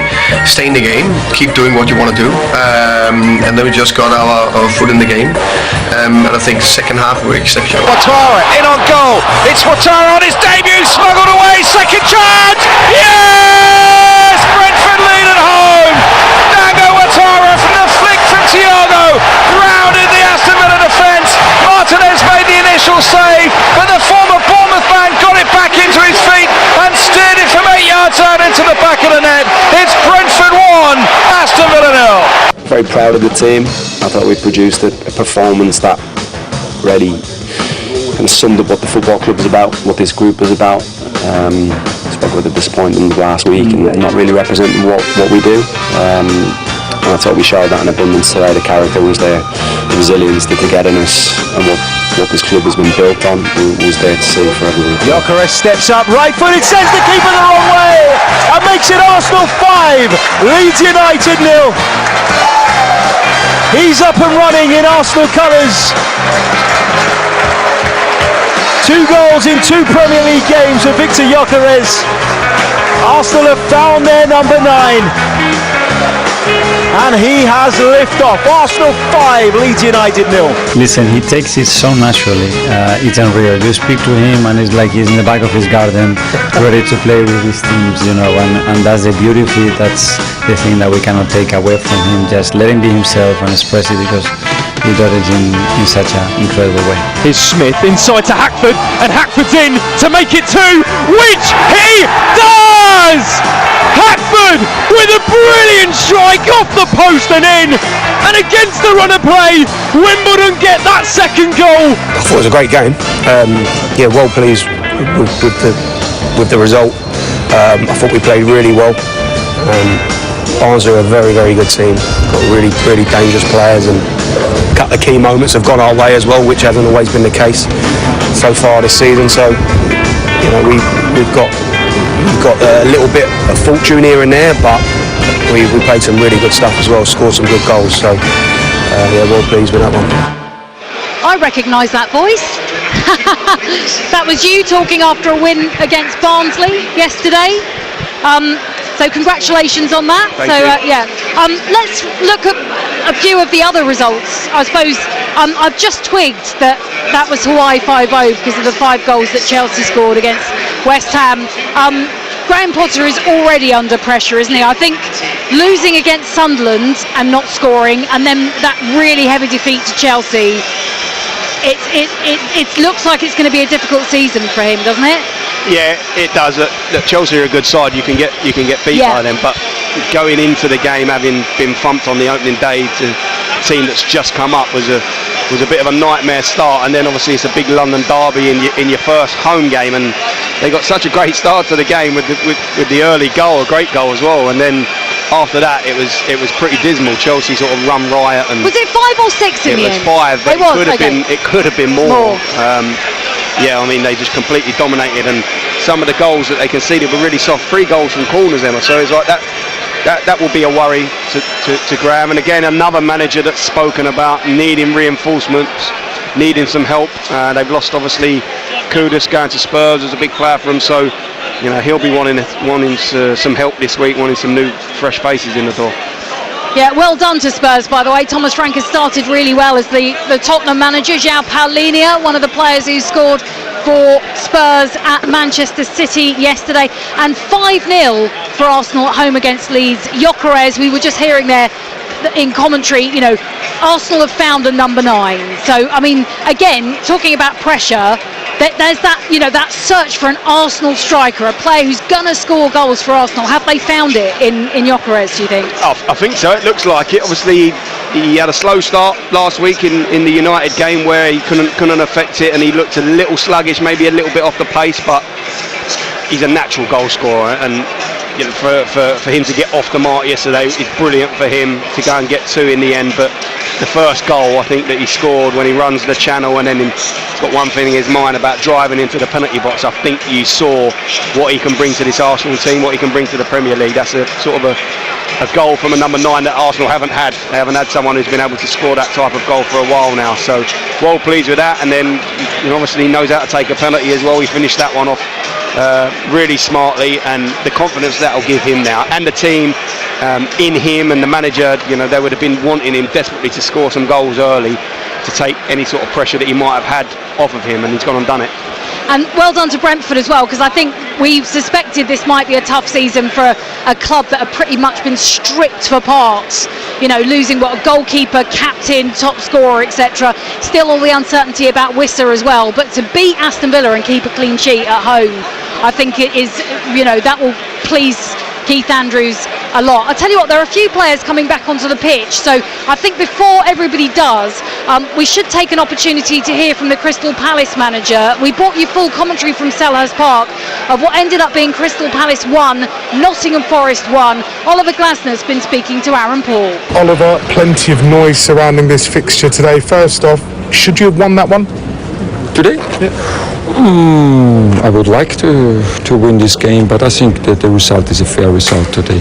We took the lead, and then it was a nice goal, but in the second half we lost the balls too quickly and too easily, and then the pressure increased, and I think then Nottingham deserved the equaliser. So at the end, I think it's a fair result. Yeah. Did they suck the life out of the game in the second half? It felt that the momentum was with you guys, especially at the end. Mark Gay hitting the post, the saves from the goalkeeper. You really thought Palace would come out flying in the second, but it just didn't happen.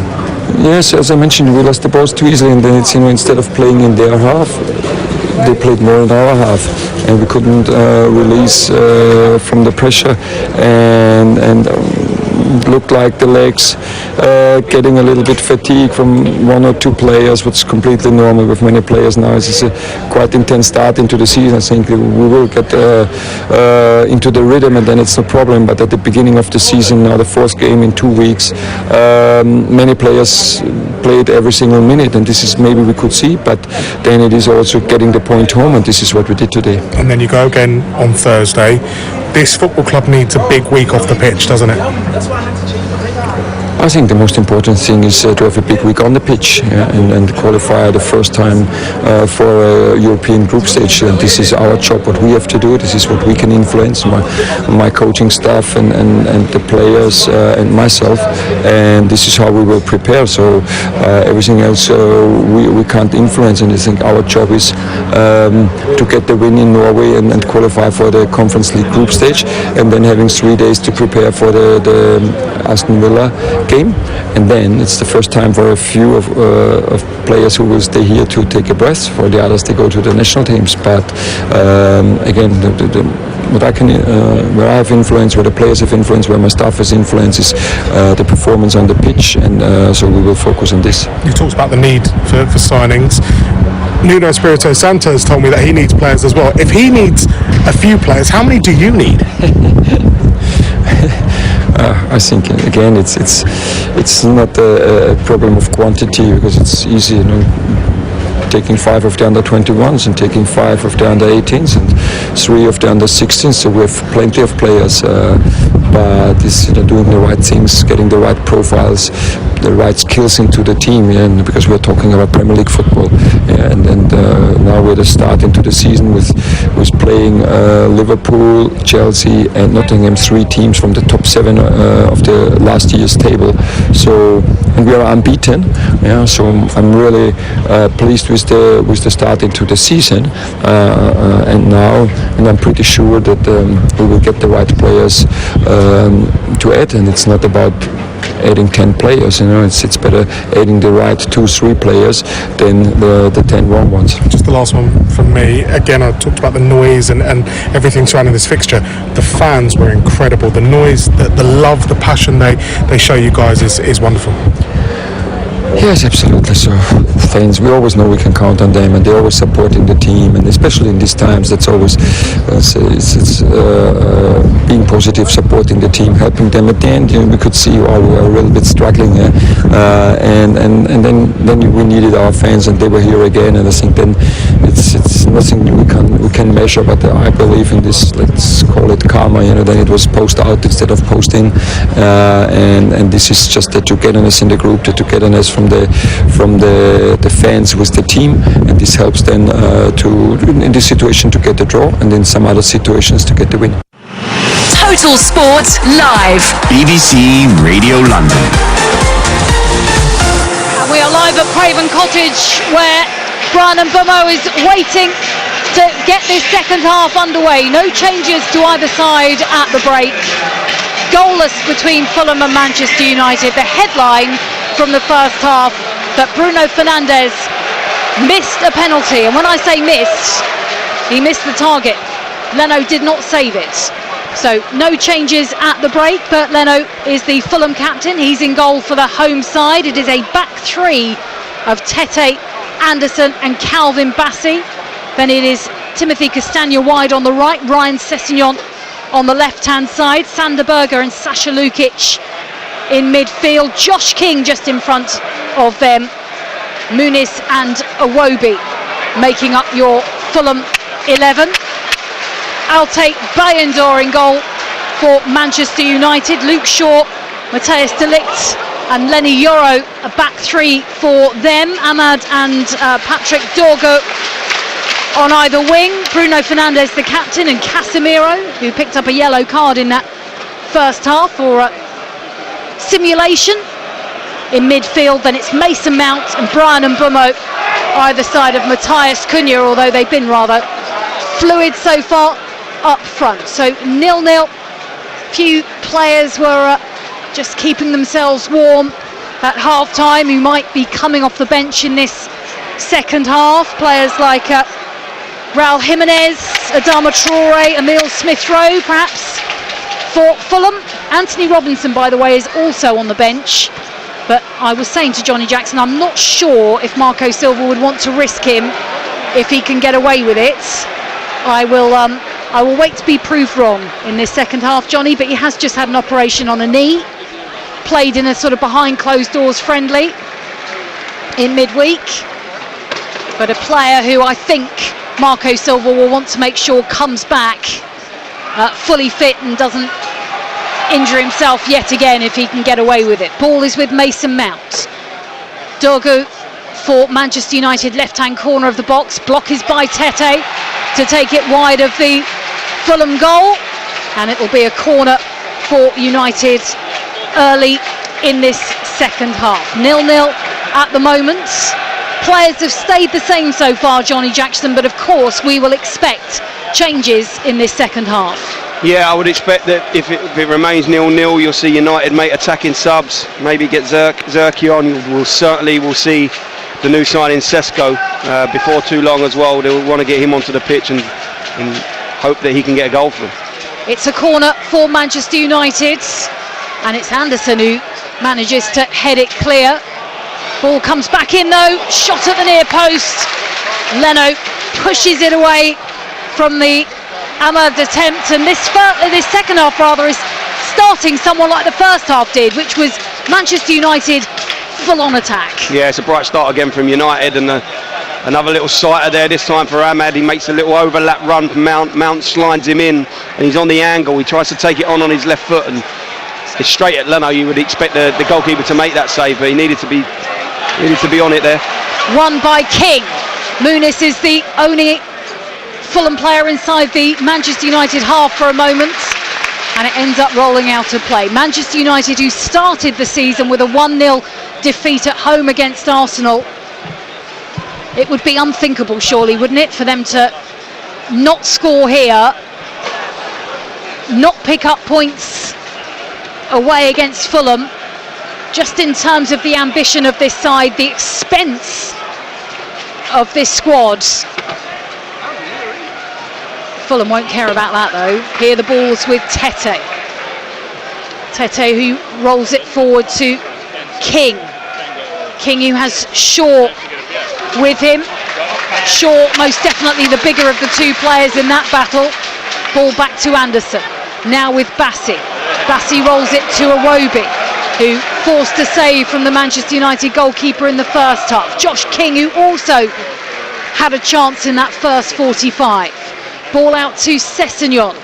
Now with Iwobi. Stopped on its way towards Muniz. De Ligt, who leapt to block it. Now it's Yoro with a block. Comes back to Iwobi. Manchester United defending as well.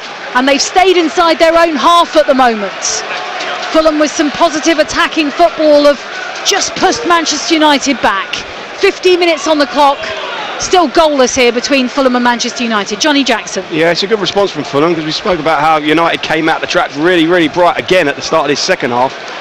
Got a corner, got a chance through Ahmad, but now Fulham are starting to pin United back. They're getting some territory, spending some time up in their half, getting Sessegnon on the ball out wide. And they've got it with him at the moment. Sessegnon in. Shaw just leapt a little bit higher than Muniz. Had to make sure it didn't get onto the head of the Brazilian. Comes back out to Sessegnon high on the left-hand side for the home side. Now with Berger. Referee Chris Kavanagh almost has to step out of the way of the pass between two Fulham players as eventually it finds its way out to Castagna. Now with Lukic. Lukic with the ball in. Shaw has to just hack it into the Johnny Haynes stand. It's going to be a throw-in for Fulham to the right-hand side of the Manchester United box. And Sesko is coming on quite soon. Yeah, Amorim not happy with what he's seen so far early doors in this half. Fulham good play again, getting Lukic down his right-hand side, and another opportunity from the set piece, the corner kick here to test out the goalkeeper. So not long into this second half, Amorim about to make a couple of changes, but not before this corner is taken. Lukic is there. It was Anderson who was leaping. He heads it wide. I think he's calling for something, but this is going to be a double substitution as soon as Amorim is able to for Manchester United. Anderson's convinced it was another corner. It comes off Luke Shaw, doesn't it? Yeah. Anderson saying that should be a corner rather than a goal kick. And changes are being made. So Casemiro's coming off. So that's one of the changes. Benjamin Sesko is coming on. And Ahmad is also coming off. And Diogo Dalot is coming on for him. So changes made, 2 changes made by Amorim. And they bring on a player that costs over £66 million. I know that doesn't sound big in Premier League terms. It still does though, actually, doesn't it? Still quite a few quid, isn't it? It is still quite a few quid. Even I don't earn that. Here it's up to Cunha. Cunha's running at Anderson, loses the ball. Tete supporting. It'll go out of play. Good defending from Anderson, because when Cunha's running at you at the corner of the box, he found an extra gear, didn't he? It's dangerous, and he's looking to shift it inside onto his right foot and get the shots away, and Anderson saw it coming and just managed to sort of get his body in the way, make the block and come out with the ball. Benjamin Sesko, who's come on, was a big signing for Manchester United in the summer. Slovenian international. I'm not sure if Man United have had a Slovenian before. As here it's a lovely ball from King, sliding in on him. A really important challenge from Lenny Yoro. Had to get that right, Johnny Jackson. It's an unbelievable tackle. Great play from King. He flicks it over Yoro. He gets the other side of him. You think he's going to go clear into the box, and it's last ditch from Yoro. If he gets it wrong, it's a penalty, it's a red card, but he just managed to get his toe there and clear the danger. Really bright play from Fulham, but also really good defending from Yoro. Yeah, I just hesitated for a moment because I wasn't quite sure if that was a good challenge or as I was waiting for sort of appeals for penalties. It was inside the D, but it could still very easily have been a red card, couldn't it, if he got that wrong? Yeah, it's outside the box, so it would have been a free kick, but it definitely would have been a red card because there was no covering defender, and it would have been clearly denying a goal-scoring opportunity. No doubt he got the ball though. Here it's with Shaw forced back to his goalkeeper. So Ruben Amorim didn't see anything in the first 5 minutes of this first half. With the side that he started with, so he's made those changes. Sesko a sub against Arsenal and has also come off the bench here against Fulham. Here it's with Berger. Berger right on the edge of his own 18-yard box as he finds Castagna and now Tete. Tete pulls it across. Not kept in play. It was a poor cross, but I'd just like to see Fulham commit more bodies to the penalty box when they are crossing. Sessegnon's got in a few good crossing positions, but more often than not, he's only got Muniz to hit. We need to commit more bodies, and Manchester United have got 3 centre-halves there, and if it's only Muniz plus one other, then more often than not they're going to be able to snuff the danger out. So I think they can be a little bit more ambitious when the ball goes wide. Can they commit more bodies to the attack? Goes out for a corner. The cheers are because Luke Shaw could not control the ball, ends up going out off him, leads to a Fulham corner. Yeah, Fulham are well on top in the game this day. They've really sort of pegged United back. United have been sloppy at the start. They can't get their attacking players into the game at all, and it's been all Fulham. Lukic waits to take this corner. We've spoken already in this commentary about how vulnerable the Manchester United goalkeeper can be from this set piece. We've played 10 minutes of the second half. Still waiting for a goal here at Craven Cottage on Total Sport on BBC Radio London. Lukic, it's a low corner. It's Tete who gets the contact to see it sort of get a bit of backspin on it, really, as it ends up with the Manchester United goalkeeper.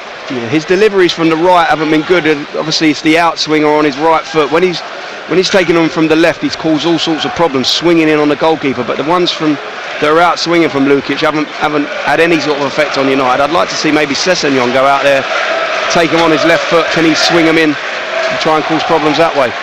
Launched long by Manchester United. Bassi gets his head to it, very aware that Mbeumo was right behind him. Comes out to Durgo, infield to Cunha. Ball out to Dalot, fresh off the bench. Cuts it onto his left boot. The block is by Iwobi at the expense of a corner, and the ball drops out right in front of those travelling Manchester United fans. Shall I suggest that they haven't had to travel far, Johnny? Is that yeah, well, I mean, the joke is that there'll be plenty that haven't had to go too far. That's true. As I was on my way down here, I did hear some genuine Manc accents as well, but yeah, we know how well supported. Hey, it's a melting pot, London, isn't it? Yeah. There we go. Corner for Manchester United. Mbeumo who takes it, and it's leapt up and it goes in, and Manchester United have the lead, and it's from a corner. It's headed in by Lenny Yoro, and it is the travelling fans that are celebrating. 58 minutes on the clock here at Craven Cottage, and that is Manchester United's first Premier League goal of the season, and it means they lead here by a 1-0. It's a disappointing goal for Fulham to concede. Left-footed in swinger, and it's exactly what I've been saying that Fulham should do. This time it's Mbeumo on his left foot into a dangerous area, and Yoro's got up unmarked in the penalty box. They're going to be really disappointed with this one, Fulham, that he's just on his own. He's in the 6-yard box. He's just got off the back of Calvin Bassi. Maybe a slight little nudge in the back there that perhaps they could look at. Oh, and he's not got a good contact on it. It's actually come off of Munez's back and gone in. So whether that will go down as an own goal, I'm not even sure that Yoro's header was going to hit the target. A little bit of fortune there for United as well. There was a push, wasn't there, on Bassi, as you say, the Yoro header. Now, if it was on target before it hit Muniz, then he'd be given the goal, right? Yeah, you but would think. I think Yoro's header was going wide, Emma. But for the Muniz, I don't think he got a good contact. He actually glanced at it and it's hit Muniz's back and gone in. Really, really unfortunate. But you have to say, why was Yoro left all alone in the penalty box to have a free header? I would argue he was left alone because he pushed Calvin Bassi away from him. Yeah. My entirely unbiased commentary for BBC Radio London. Yeah, there was definitely a little nudge, but but even then, Bassi got his position, like his body shape wrong. His shoulders are closed. He's looking at the ball. He's not aware of where Yoro is, and he does get a little nudge in the back, but obviously clearly not deemed enough to rule it out. Well, has it been given to Yoro or as an own goal? Hopefully a voice in my head will tell me one way or the other at some stage. But Manchester United have the lead. Durgo for the side who now are ahead here at Craven Cottage. A goal that has come earlier than they often do in fixtures between these two sides. Ball is with Fernandes now. Short pass to Mount. Back with Shaw. It will not surprise you to learn that Marco Silva has been in the ear of the fourth official since that goal was scored. Up the pitch again on the attack with Dalot, who ends up running out of pitch, and almost ends up over the advertising hoardings. Sorry, Johnny. As to say, his argument will be that it wasn't anything different to what the penalty for Manchester United got given for. Well, Euro just absolutely clattered into Sander Berge. He felt that, the Fulham midfielder. Play on, says the referee. Ball is with Sessegnon. Sessegnon with a cross from left to right.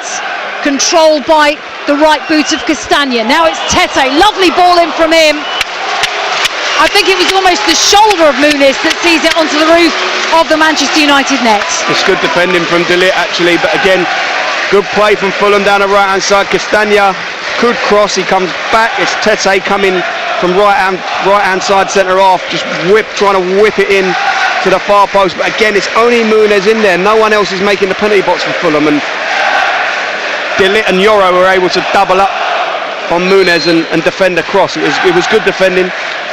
But Fulham have got to try and get more bodies into the box when they're crossing. Okay, I owe you some money because Anthony Robinson's coming on. So Timothy Castagna is one of the players who's coming off. So he actually walks around the pitch. Harry Wilson is coming on. Ryan Sessegnon is also coming off. Anthony Robinson is coming on, so applause for him.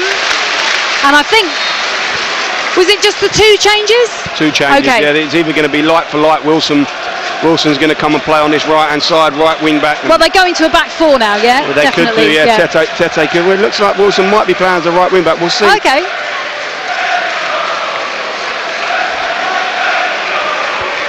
So Wilson and Robinson coming on. Castagna and Sessegnon, the players who make way, and it's good to see Anthony Robinson back on a pitch. He had some surgery to his knee in the summer. Done well, Lukic, to keep the ball in play. It was Muniz who was slightly having to lean backwards to attempt to get his head on that, and it will go out for a throw-in for Anthony Robinson. Lukic done really well to keep the ball in there. It looked like he was going to run out of play, but he sprints, he keeps it in. It's a big looping cross, and again, really difficult one for Muniz to attack because the ball's in the air for a long time, really high and looping. It's hard for him to get anything on his header, really. Wilson, short pass infield to Lukic, back out to Wilson, high on the right. Plays it out as he won himself a corner. And they come back off of him. I was going to say, I think his head being down suggests otherwise.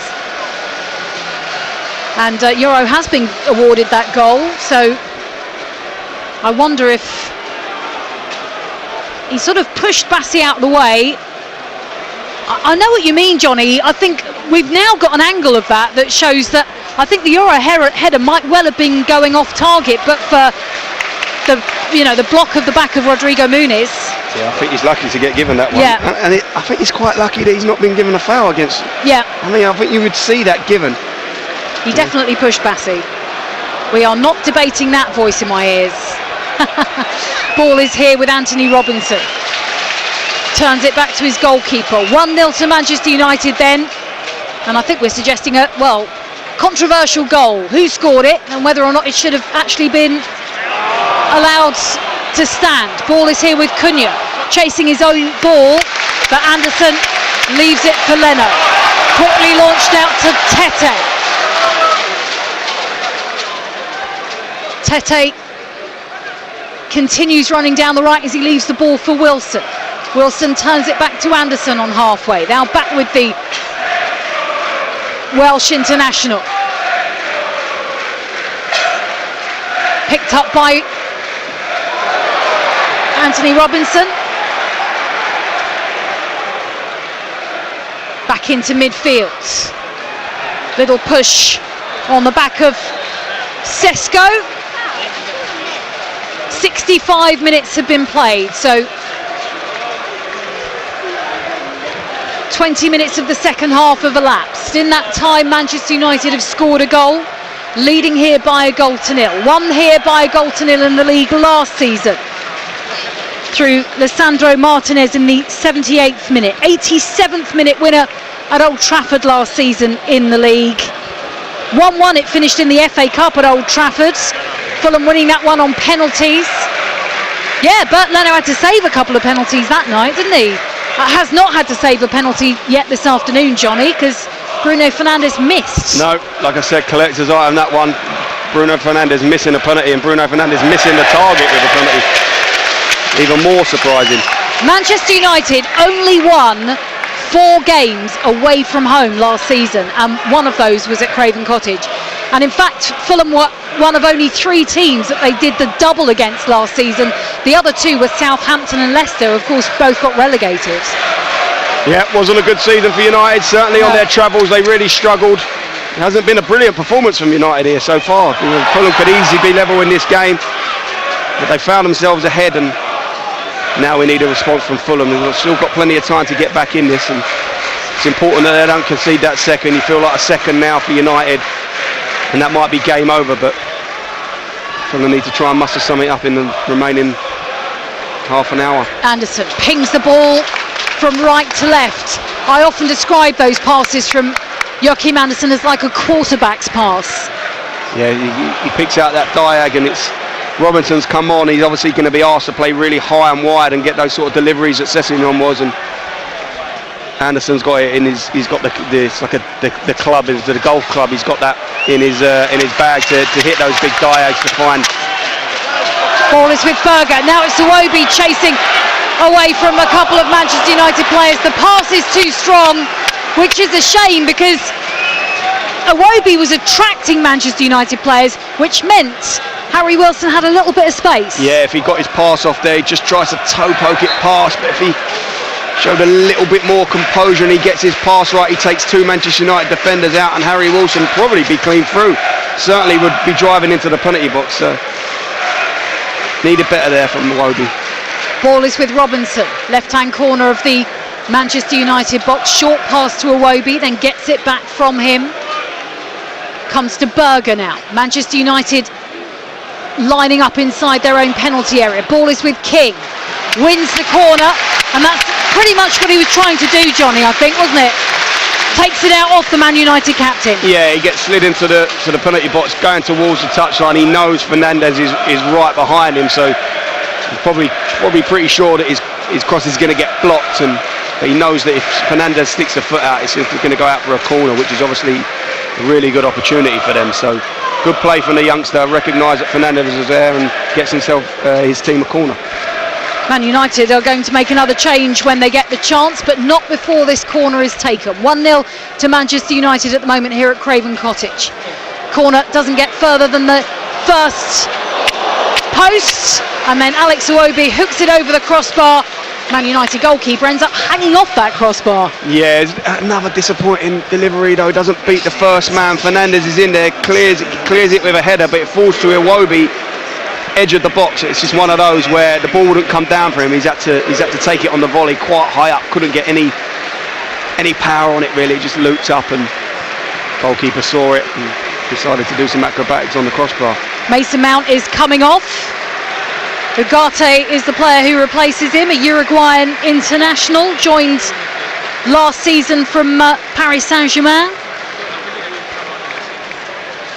So a third change made by Manchester United.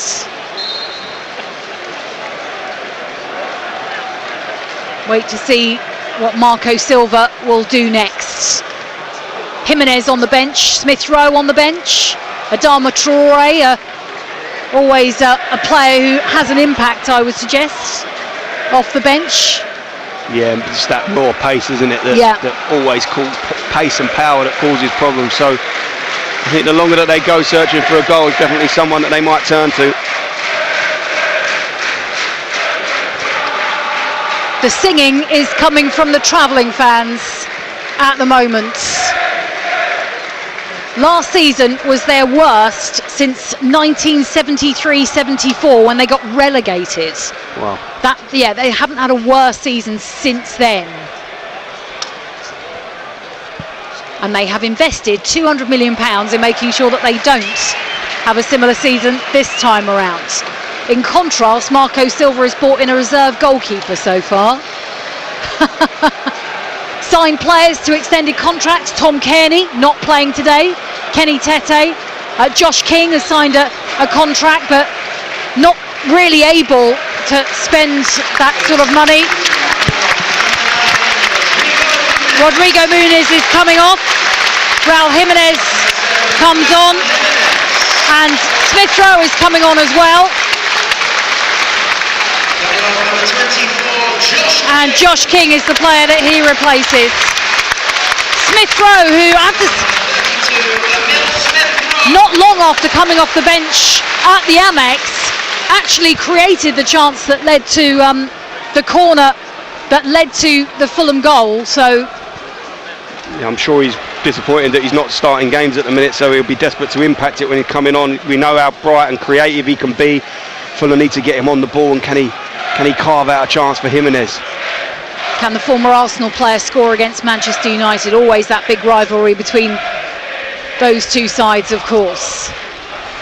But Marco Silva has made a point of saying there is competition in that spot, and he has kind of challenged Smith Rowe, hasn't he, by starting Josh King in the last two games? Yeah, I mean, and that's why I'm saying he'll be disappointed. I know Smith Rowe's, he's not exactly a veteran himself, but to have an 18-year-old straight out the academy starting in front of him when Fulham paid decent money to bring him here, then he'll be a little bit disappointed that he's not managed to hold down a place in the starting lineup.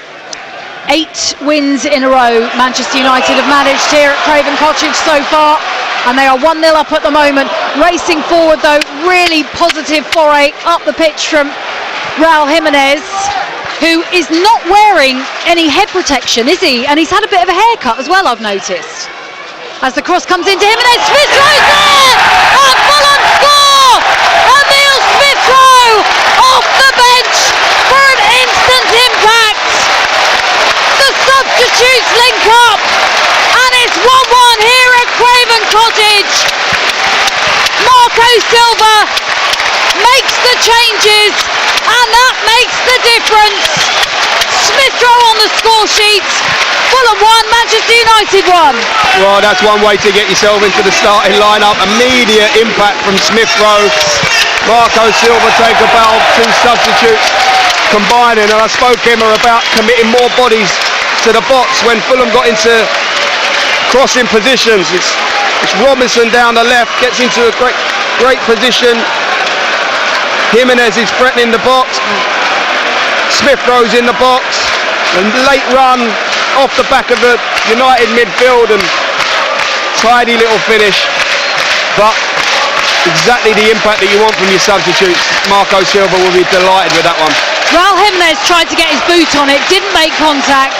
Smith Rowe leaps, and I think that's possibly his first touch. Instant impact. That's what they call these days, aren't they? Impact players rather than substitutes. Smith Rowe comes off the bench. As I say, against Brighton, he created the opportunity that led to the corner that led to the goal. He is the most expensive player that Fulham have ever bought.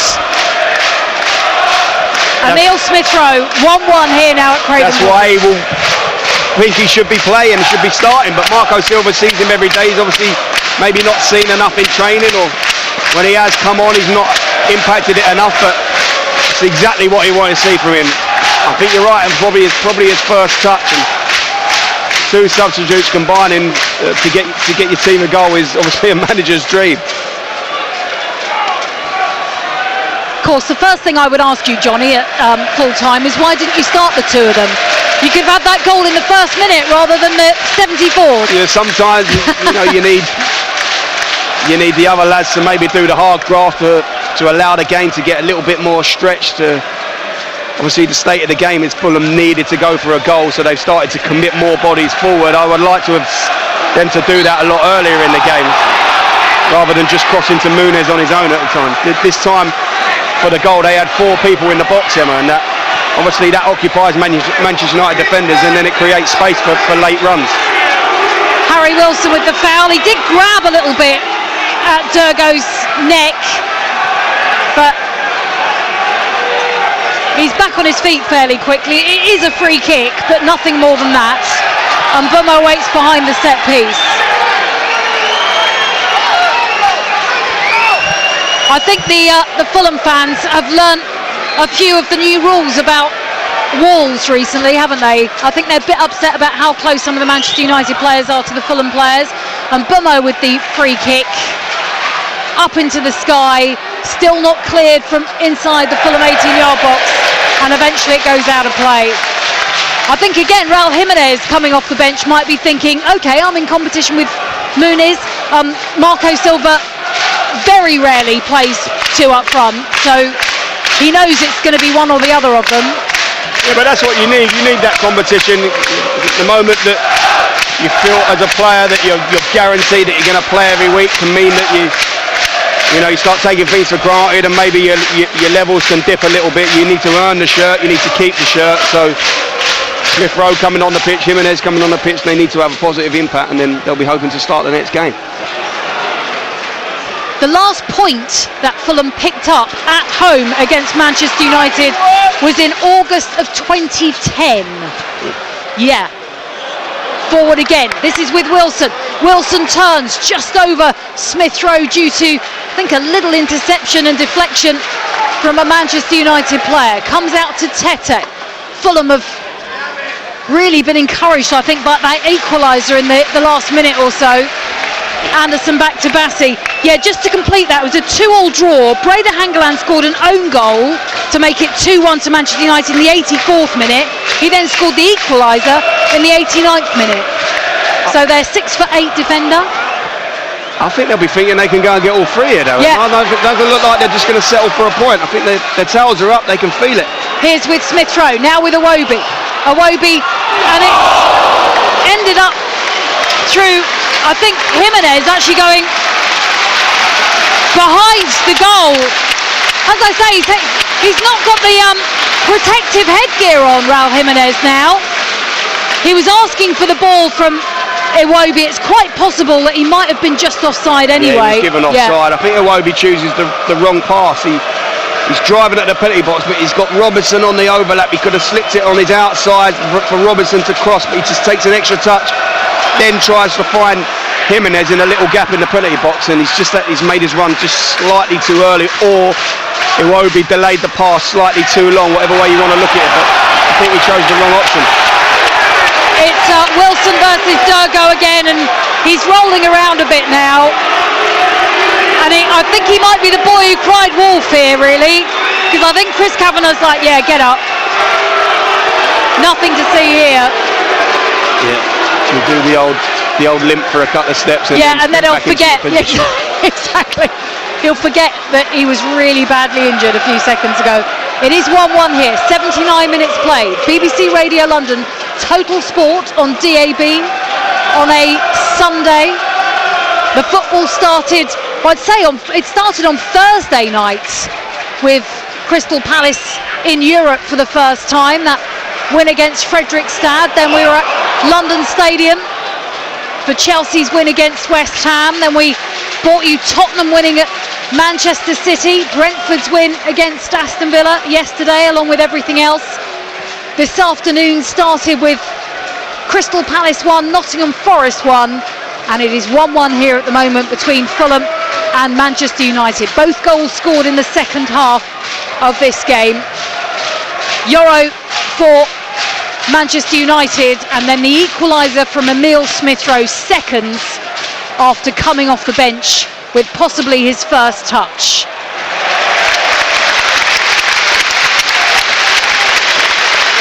Into the last 10 minutes, and there's always a late goal, or there tends to be a late goal in this game. Which way is it going to go? Johnny Jackson reckons it could go to the side in white here in West London. They look the most likely at the minute. United haven't really shown anything in attack in the last since they scored, really. They haven't gone on and tried to take the game away from Fulham. It's been Fulham who responded great, and since Fulham have scored, they've looked more likely to, and more intent in their attacking play than United. United almost look happy to settle for a draw. Here's with Tete, out to Wilson, short pass infield to Lukic. Lukic then rolls it square, picked up by Bassi. Now with Iwobi, out to Robinson, wide on the left-hand side. I've got a post in my way, Johnny. You might have to tell me who's out there. I think it's Smith Rowe at the moment, isn't it? Smith Rowe's He's a bit too blonde for Anthony Robinson, although Robinson has had a little hint of bleach to the hair recently. Here was Smith Rowe again. He doesn't shoot. Finds Wilson instead. Wilson tries to cut it onto his left foot. Leaves it for Lukic. Lukic out to Tete. Tete slides in. Tete with the cross. Manchester United with the clearance. Shoots. The fans encourage Berger to do so. Smith Rowe just has it taken out from his boots. Comes back to Anderson. Home fans encourage now as Lukic rolls it forwards. Now out to Wilson again. Picked up by Tete with Berger. Berger out to the chest of Robinson. Robinson tries to play in Smith Rowe. The pass may be just a bit too heavy. Few groans from the home fans. It will go out for a goal kick. Last time Fulham won at home against Manchester United, December of 2009. Danny Murphy, Bobby Zamora and Damien Duff all on the score sheet in a 3-0 win. Long time ago. It was. I was here though. I think it could be coming here, Emma. I'm really liking the intent of Fulham. Just a bit disappointing there for Anthony Robinson. Just the final bit of the attack, but they had United camped in and around their penalty box, and United are struggling to sort of get any foothold in this second half at all. Marco Silva is one of the most animated, one of the most emotional managers on a touchline. Are you Johnny? You can be a bit emotional, can't you? No. Yeah, I can. Yeah, I try and stay calm, but obviously the longer the game goes on and the emotion of it, the sort of the up and down nature of it, and then some things don't go your way which you feel maybe aggrieved by, you can sort of lose your rag a little bit at times. But try to portray calm because you want your players to be calm, but it doesn't always work out like that. Well, I can tell you, Marco Silva is pacing back and forth. He's swigging from his water bottle. It looks as if he can barely watch what's happening here at the moment. Yeah, Ruben Amorim, I've got to say, is always swigging from his water bottle. He's got a bladder of steel.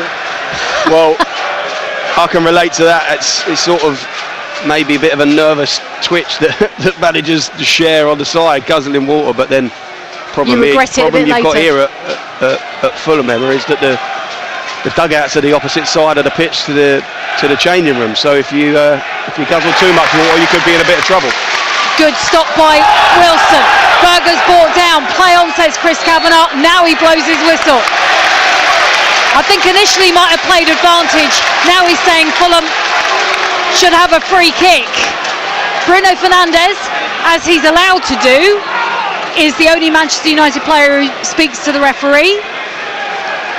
Anderson and Tete are telling the Manchester United captain to step away. It's definitely a foul. He just catches Sander Berg late. I think Fernandes just might be a little aggrieved at how long Kavanagh let the play continue before pulling it back. Once Harry Wilson gave the ball away, he then went back and gave the foul, which you could argue you've already had your advantage.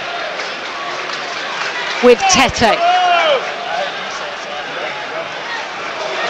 Lukic to Berger. Berger to Iwobi, who asked for it at his feet and gets it. Still with Iwobi. To Robinson. Robinson with a cross from the left-hand side that's just too strong. Lukic keeps it in. Lukic rolls it to Tete. Tete looking for Smith Rowe. Now a turn from Tete. Tete pokes it out to Lukic in the sunshine to the right-hand side of the Manchester United box. Now with Wilson, back to Tete. He tries to cut it back to Jimenez. Anderson's up from the back. He's in a battle with a Manchester United player in Cunha. And now it's played up the pitch to Mbumo. Bassey's in his way.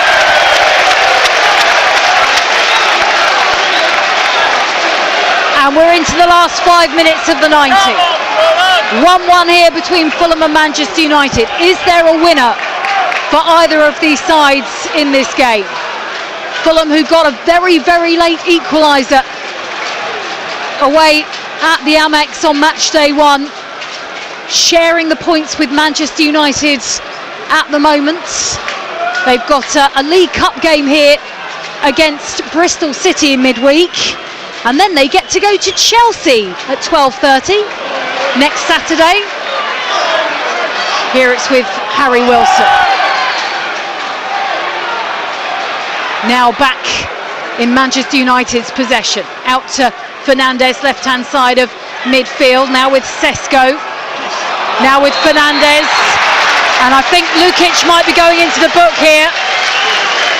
And I think there's little argument that he needs to go into the book, because he was definitely pulling Bruno Fernandes' shirt right in view of Chris Kavanagh. It's one of them you call, it's a really good foul, that one. Emma, good play from Sesko, and Fernandes wiggles out of a little spot. He's going to burst clear. It's going to be an opportunity for United to counter-attack, and Lukic takes one for the team there. He just pulls him back, takes the yellow card, and it's actually a really smart foul.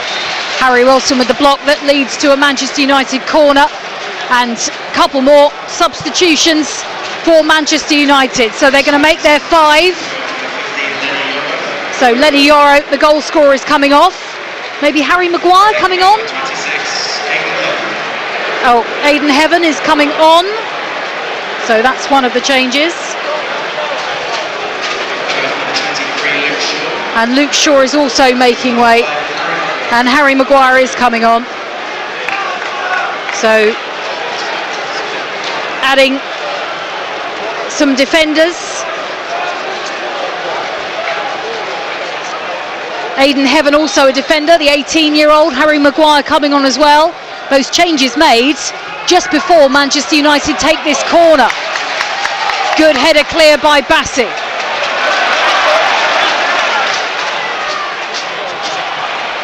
Forward again though from Manchester United. Low drive in from the right-hand side. Bassi gets in the way and feels the after effects of that. He's winded, isn't he, the Fulham defender? It's really good defending, because Cunha was on that right-hand side and he's driven that ball across with real intent, and Bassi on the stretch has to make the block to put it out for a corner, but the big man needs to get back up quick because they're going to need him. His team needs him to defend his set piece. 1-1 here, 88 minutes played. Corner for Manchester United, right in front of the travelling fans. Harry Maguire leapt high, and well, we've seen a substitute come on and score a goal instantly. Harry Maguire, fresh off the bench, very, very close to putting Manchester United back in front. Yeah, it's a real let-off for Fulham, and definitely attacked it. Amorim bringing him on as Manchester United had a set piece. We know what a threat he can be, and he just gets up above Bassi again. He'll be disappointed he's not scored there. Maguire, real opportunity on that back post. He gets good contact, but he just drags it about a foot past the post. But again, Mbuemo's deliveries on that left foot in swinging into dangerous areas have caused problems. I think Fulham could have done a little bit more of that themselves. So Jimenez, who goes down with Durgu, and well, the Fulham fans aren't a big fan of the Manchester United number 13 anyway, are they? So Fulham wanted a foul, but I think it's only just been given as a throw-in. Yeah. Not too long before the fourth official tells us how much more time there will be after the 90. 1-1 at the moment here at Craven Cottage between Fulham and Manchester United. Fulham heading towards their second point of this Premier League season with their second 1-1 draw at the start of the campaign at the moment. Ball is with Smith Rowe, who came on to score the equaliser. Now Berger back to Anderson. Everybody inside the Manchester United half. Tete is down with Fernandes on the pitch as play continues with the pass to Tete. Tete then plays it out to Lukic, wide on the right. Comes into Fernandes, little push by Durgu. Fulham win a free kick, and are the little niggles adding up for the number 13 yet? Johnny Jackson, is Chris Kavanagh going to show him a booking? He's walking as far away as possible from the referee at the moment. I think he's going to get away with it. It's just late again. No need to make the challenge. Lukic is just going to play the ball backwards, and he dangles a foot in, catches Lukic late, and now it's a great opportunity for Fulham to put the ball into United's box. Harry Wilson on his left foot. Can he whip it into a dangerous area? The big guys are forward. Berg's up. The two centre half. Bassey and Anderson are up. So we need a good delivery here from Wilson on his left foot. And we know what quality he's got. 5 minutes of stoppage time. Into that now here at Craven Cottage. Fulham with a free kick to take. It's Wilson and Lukic who wait behind it. It will be taken by the left boot of Wilson. It looks really promising. Nobody got on the end of it. Now it's Mbeumo at the other end. Robinson comes across.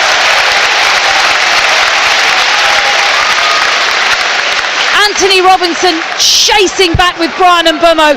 Really important the American international kept up with the former Brentford man, because otherwise Mbeumo just had Leno to aim at, really. Yeah, it was a big clearance from Fulham's corner, and Mbeumo stayed up, and if there's one man that you want in a race with him, it's Robinson there. If the covering defender didn't have pace, then Mbeumo would have been through on goal, but he got across really, really quickly, really well to make the block. Brought down by Ongate, across to Fernandez. Now with Durgu. Quite a few of the Manchester United defenders are staying up the pitch. I mean, Harry Maguire happily stayed up there, didn't he? Thinking, you know, never mind defending, let's see if we can get another goal in this game. Yeah, and that's probably why he's been brought on, Maguire, because it's sort of a strange substitution to make, just like for like with the centre half. So Amorim obviously thinking they're going to get some opportunities from set pieces, and Fulham might have looked a little bit vulnerable, and we know that Maguire's strong. Those famous clappers here at Craven Cottage, you can hear now. Here with Smith Rowe, lovely control, with his right, onto his left, blocked out for a corner. Did really well. Combining again, Robinson down the left finds Smith Rowe with a pass inside this time. His touch takes him into the penalty box, and he gets a shot off on his left foot, sort of a half volley on his left foot, and it's a good block from United, but really bright again from the two subs. Corner to be taken by Lukic into the 93rd minute. Right arm raised by the Fulham midfielder. Comes in, Anderson tries to get his head to it. That looked close, Johnny. What a chance. What a chance. It just shows you what you can do when you get the delivery right. In swinger, right foot, Lukic into a dangerous area. And Anderson looks like he's on the end of it, just can't quite get there. I think Harry Maguire's just done enough. Harry Maguire gets his left arm up, gets it across Anderson's body and just puts him off. Some fans are leaving. Surely they don't think that this is quite done yet. Potential still for a goal here as the cross comes in from Cunha. And it was a leap from Darlow. Great goalkeeping from Leno. Whipped in by Cunha to the far post. Dangerous looking ball. Darlow's on the end of it. If Leno doesn't get it right, but he comes, he's strong, he's really proactive off his line and gets a big punch on it away. The punch that takes it out from Manchester United's throw-in on the right-hand side. Jimenez is helping out defensively. Comes back in. And Mbeumo tried for something spectacular. He would have been offside anyway. Yeah, perhaps Dorgu should have taken the shot on the volley. It got cleared to the edge of the box. He's on his left foot. Could he have attempted the volley? But he just tries to help it back into the Fulham 6-yard box, and he's offside. He's gone for the... He actually wasn't offside. He would have been on. It was two other United players coming out that were offside, but Mbeumo had stayed on. Goes for the spectacular overhead kick, but couldn't quite reach it.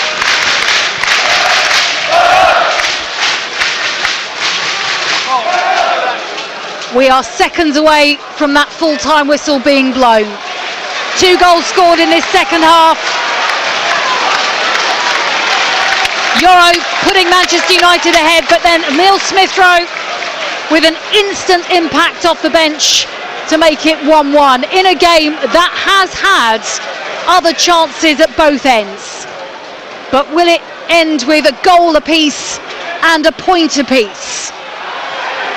It goes out for a goal kick for Manchester United, and I think as this In fact, it won't even be taken.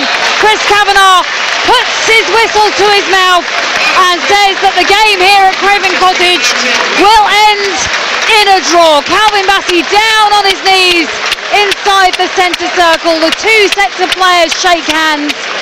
Honours even in the end as it finishes here at Craven Cottage. Fulham 1, Manchester United 1. Total Sport Live. BBC Radio London. Johnny Jackson, before I let you go, I think that was fair in the end. Do you? Point apiece? Yeah, definitely. United took the lead from a set piece, but from Fulham's point of view, the way that they responded to that, the substitutions that Marco Silva made, really proactive, helped get them back into the game. They got deserved equaliser, and you really felt if anyone was going to go on and win the game, it would have been Fulham. But certainly, if they'd have got done at the end there, if United had scored, it would have been really, really harsh on them. At least a point deserved, and honours even, and probably a fair result. I think what's interesting is looking at Manchester United coming into this game, the kind of reinforcements they brought in, especially in attack. I was feeling quite pessimistic actually for Fulham's chances this afternoon, just because of, if you look at the players that Manchester United have brought in, it just looked as if it was only going to end one way, I thought. Yeah, and especially the way the game started. Cunha, how bright he looked, and Waymo, Hernandez looked dangerous early on. It looked like United had come here and they meant business. They turned up in the first 10 minutes. It looked like it was going to be a long day for Fulham, but they rode that out. They stayed in the game, and then they grew into the game. And in the end, they've managed to. Thinking about this second half, Cunha hasn't been able to get into the game. Sesko couldn't get into the game when he came on, and Waymo's been really, really quiet in that second half. So credit to Fulham, the way they set up, the way they defended, that they, contained what is a really, really potent United attack. And in the end, in the second half, they've limited them to very few chances. Yeah, lots of positives for Fulham. It might mean that Marco Silva's not quite as upset about the Man United goal, but he probably will be. And also, of course, the penalty that Manchester United rewarded that Bruno Fernandes missed. But ends up all square. Johnny, you've got a trip to the Select Car Leasing Stadium to look forward to, haven't you, in midweek? You haven't played Reading since 1981, I believe, at Wimbledon, and now you're going to play them we played twice. them 10 days That's ago. what I mean. I was just called the Madstad in my head. That was all it's become the Select Car Leasing. Yes. Another good game for us. We went there, like I say, 10 days ago in the league and got a good result. So we'll be hoping to go there and get a repeat performance and result. Excellent, Johnny. Pleasure to have your company here this afternoon. I will be back here at Craven Cottage on Wednesday evening for Fulham against Bristol City in the Cup. We've got lots of Cup action on Tuesday evening as well, including Wolves against West Ham, which has become a much bigger game, I would suggest, after that big defeat for Graham Potter's side against Chelsea on Friday night. That concludes our weekend of football, though. We will hand you to Dotun Adebayo, and I will thank Andrew and Phil back at base, as well as Johnny here at Craven Cottage, as it finishes in West London. Fulham 1, Manchester United 1. Presley, not Cleasley. Okay. And it's between the junction 29 of the motorway and Mansfield. Little village. Right, yeah. And the Queen, on 1977, she came to open the new library in the Four Seasons shopping centre in Mansfield. So she had to pass through Plesley. That was the main A617 road off the junction 29 to come through to Mansfield, right? Right. Yeah. And bearing in mind, there was only one terrace housing street on the right-hand side where I lived with my partner, and it was a terrace housing street, and the opposite side was a cemetery. Now, she came up this road, and the street party was the most amazing thing I've ever experienced in my whole life. Oh, wow. I was 27, by the way. Yeah. At the time, right? There was food, there were stores out, there were kids shouting, there were flags, banners, everything. It was so wonderful. It was the most fantastic, wonderful day for all of us. Oh my goodness! Wow! Beer was, flowing a bit, but that's the only thing I can experience.